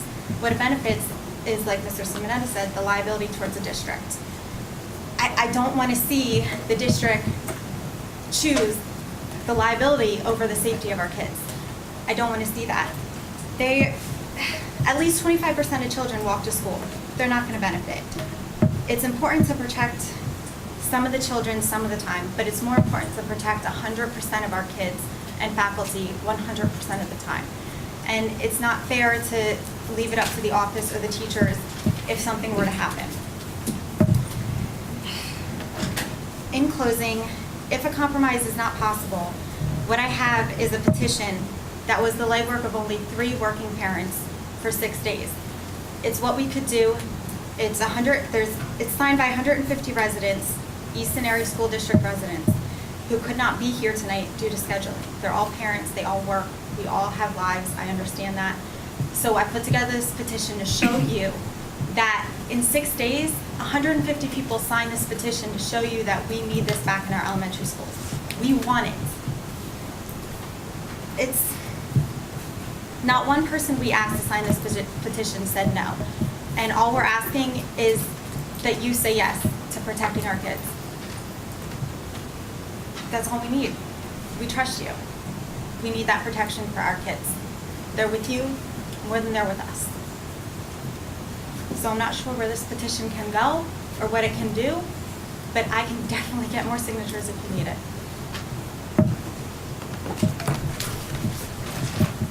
Thank you. Thank you. Mike, I guess the one question I have to ask, and I know it wasn't for a while, it hadn't been, all the security features that we put in the buildings, I know there were articles in the newspaper and everything, have they been implemented? Are they being used? Hearing this report, it sounds like they're not being. Well, the one at Cheston, I mean, that certainly is the issue in the phase 2, if you will. We talked about that room as you first walk in. Right. To possibly upgrade because of all the mechanicals. The problem was the decision wasn't made at the time to move the office or not down at the beginning of the hall. Then they would be stopped right there and enter in there. But that was part of phase 2, and we'll be talking about that capital project information at the January meeting as well, the committee meeting, projects for the summer. But the other schools, there's not access to the building. The only one that I can think of is the middle schools, the 2 sides, because we didn't do anything this summer with those vestibules. But when they go in that second set of doors, they have to walk to the security desk another 20 feet. But we are changing that setup with locking all those doors and moving things around where they're not going to get into the building. You know what, you say that, but you know what, more than a year ago, there was a discussion about that second set of doors should be locked. The security guard would be sitting inside the office. And I don't understand why that hasn't been completed. It wasn't a... You need a directive. Well, it wasn't I think it needs to be feathered out with the engineer, the administration, and the board, and let's see what the best possible option. We were over there About 2 weeks ago. whatever. Yeah, but Mike, first of all, that building was designed that way with that intent, and that's why those doors were set up, that when you came in the outside doors, that your direction would have been the inside were locked, except for exiting, and that you would have to go into the office. I mean, if it's necessary, maybe we should put it on the agenda next week to take a vote and say it'll be completed by when students return in January. Okay, and we talked about that, but there was no cost, there was nothing set up to know what it was going to cost to move that, and to move everything around, and to adjust those vestibules. I think what we should do, if we want to do it, let's get a formal report from Dewey, what the cost will be to do it in the manner we want to do. The other thing is, can those desks fit in the main offices? That became an issue. So again, it was talked about, it wasn't implemented, but the fact of the matter is, we're not sure the discussion is how we want to recommend that it ends up. So maybe give us the opportunity to bring our recommendation to the next meeting. Our dilemma, February vote. Our dilemma, Ms. Farino, was that we couldn't get a consensus of people who are in the building as to whether or not that was going to improve security or not. You know, it was designed the way it was, and the features are there, but quite frankly, in both cases, there are people who were there every day who felt that the current process was adequate and working to the advantage of the security that's available in the building. Now, we had another conversation about that, as Mike said, just several weeks ago. Right now, what we're trying to do is see if there's some way that we can engage the new Safe Schools Director in these conversations as well. And he'll be coming on in first week in December. But I think it's important to note that the board has made significant investments of capital in the entranceways of all of our buildings. Really, every building, with the exception of Cheston right now, does have the interior vestibules and the man traps, as they're called. And Cheston, as Mike said, we have to phase that in because of a huge restructuring of the office area and so forth, which we need to do, and we plan on doing. The other area that we're talking about is middle schools. They have the secure vestibules, but they haven't, the interior doors do not lock. And our suggestion is that that those doors will lock, and we've already talked to our guys to see if they can start working on that. One other thing that I want to assure parents is that while we don't have guards stationed perhaps the entranceway of our buildings, every building has a safety plan which includes the opportunity for people who are in distress to get assistance and help within seconds in the building. I just want you to know, and I think it's important for the board to know, that in spite of not having a physical person, let's say in the office area, while people are coming and going and entering the building, should a secretary or should another individual in the building have a moment of concern or stress, we have teams in each of our buildings who are identified and able to respond to an emergency call from anybody in the building. And I've seen it work in action many times, and it is a very, very important thing for parents and the public to understand that while a guard, if you will, isn't standing at the door, we've been training staff members to respond, and that's a very important part of what we're doing. The other thing is that no one here feels comfortable having conversations about security and how we're securing our schools publicly, because that isn't something that we want to get out there. So we have to be careful of how we describe the deployment of our personnel and how we're trying to spread them around. And I would hope that parents would know that at a public meeting we can't talk to you about that, but we can talk to you about that, more privately. So I just wanted to enter those two comments. So the question really ends up being then, when can we expect that report? Well, I guess two things. Piggyback on what Bob said, and you told me this, other people weren't comfortable with the setup and things of that nature. Right. And I respect that. They're in the buildings every day. I wish we would have heard about it sooner, and we had this discussion so we can move on it. So like Bob recommended, I think we keep it on the agenda and keep the discussions going so we can get to that point, right? So keep it on there so we can have the discussions. Secondly, me turning into the king of compromise, lately, thanks Ellen, but if we talked about Cheston being the only one that's not adequate without saying too much compared to the others, correct? I'm not going to say one way or the other. I don't think that's a fair thing to say in a public meeting. Cheston, there's security at Cheston. We're like every other building, we've got plans in place when an emergency occurs. Intruders or anyone else who walks in the school unauthorized, there will be a quick response at Cheston and everywhere else. Without getting too much into it publicly, between Bs and Cs, we have over 16 employees.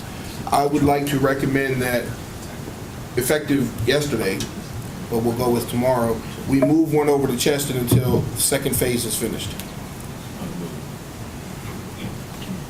Because we're saying we're waiting on a phase, I understand that. Add one or move one? Move one over. There's over 16. I know. Now I'm going to hear from other schools.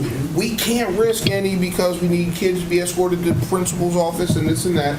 But I think we can move one to a building until phase 2 is finished.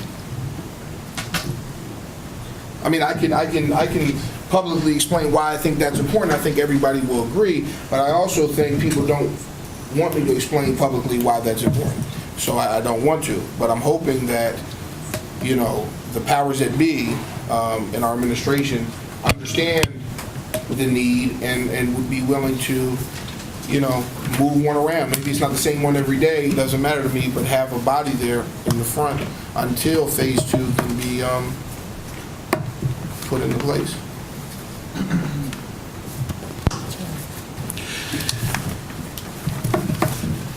The troublesome aspect of this conversation is that I don't believe that the decisions with security should be made here. That's my problem. I don't disagree with any thoughts and ideas. I just don't think this is the forum for that. I agree to the point of, but I would like to know, if we need to take action next week at the meeting to say we're authorizing Dewey to come out and finish this investigation, we should have that on the agenda.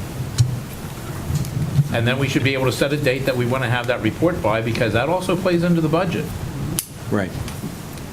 We will also have And an an executive implementation session after plan. this meeting for a couple topics, one being security, because, people can laugh, people can pass the buck and drag their feet, but there's a concern and it needs to be addressed.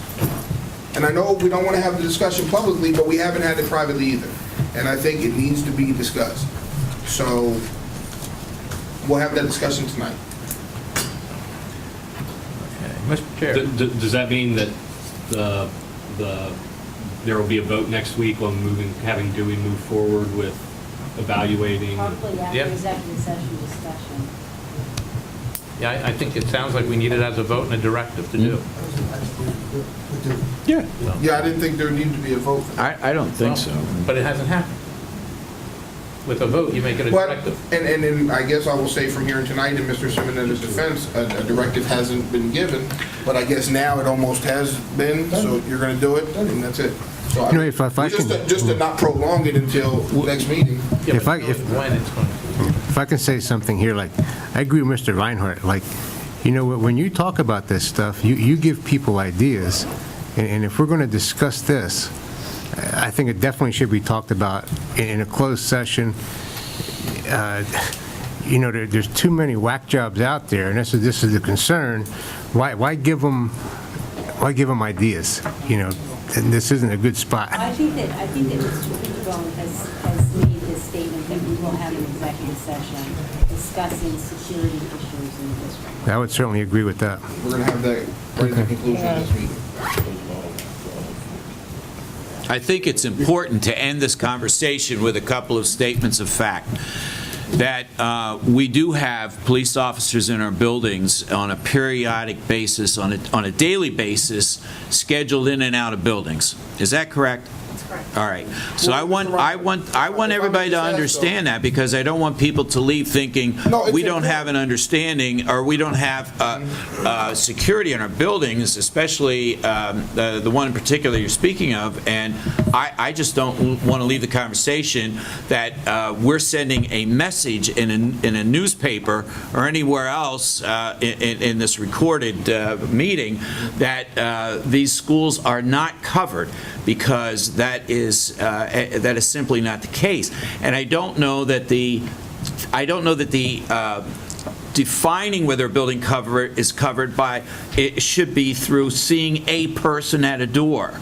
And that's one of the reasons why I was saying that we have other people and other methods in place where people are trained to respond, so that if an intruder comes into our buildings, I just want you know what I'm saying. Be careful about pointing out all the positives without wanting me to point out the problem that we're not addressing.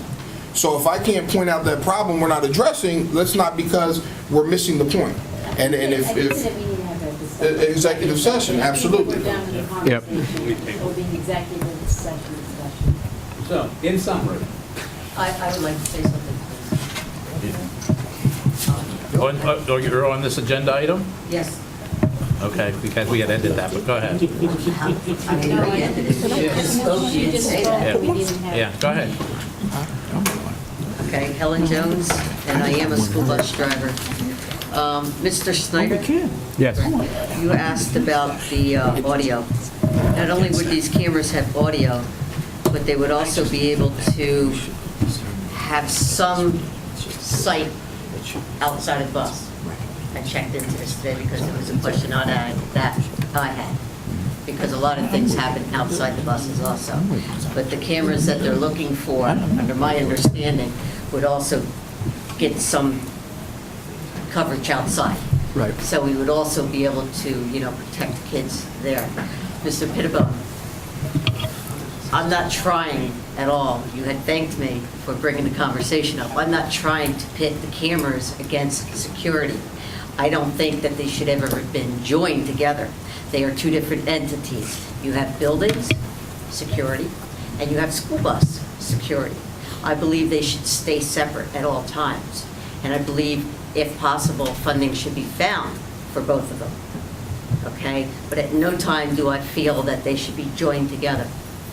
You said it. Absolutely, I feel Okay? security is No, one you goal. said I don't that think it the should be school separate. buses are separate. They're only on the school buses for 45 minutes to an hour. Separate the two. Please stop joining them together when you have the discussions. Discussion came up about the cameras, how much they would cost, and automatically you brought up about security in the buildings. I'm asking, please keep them separate, if you could, please, and just, propose it. If you want security in the buildings, propose it. I'm not saying it's a bad thing. I'm sure it's a great thing.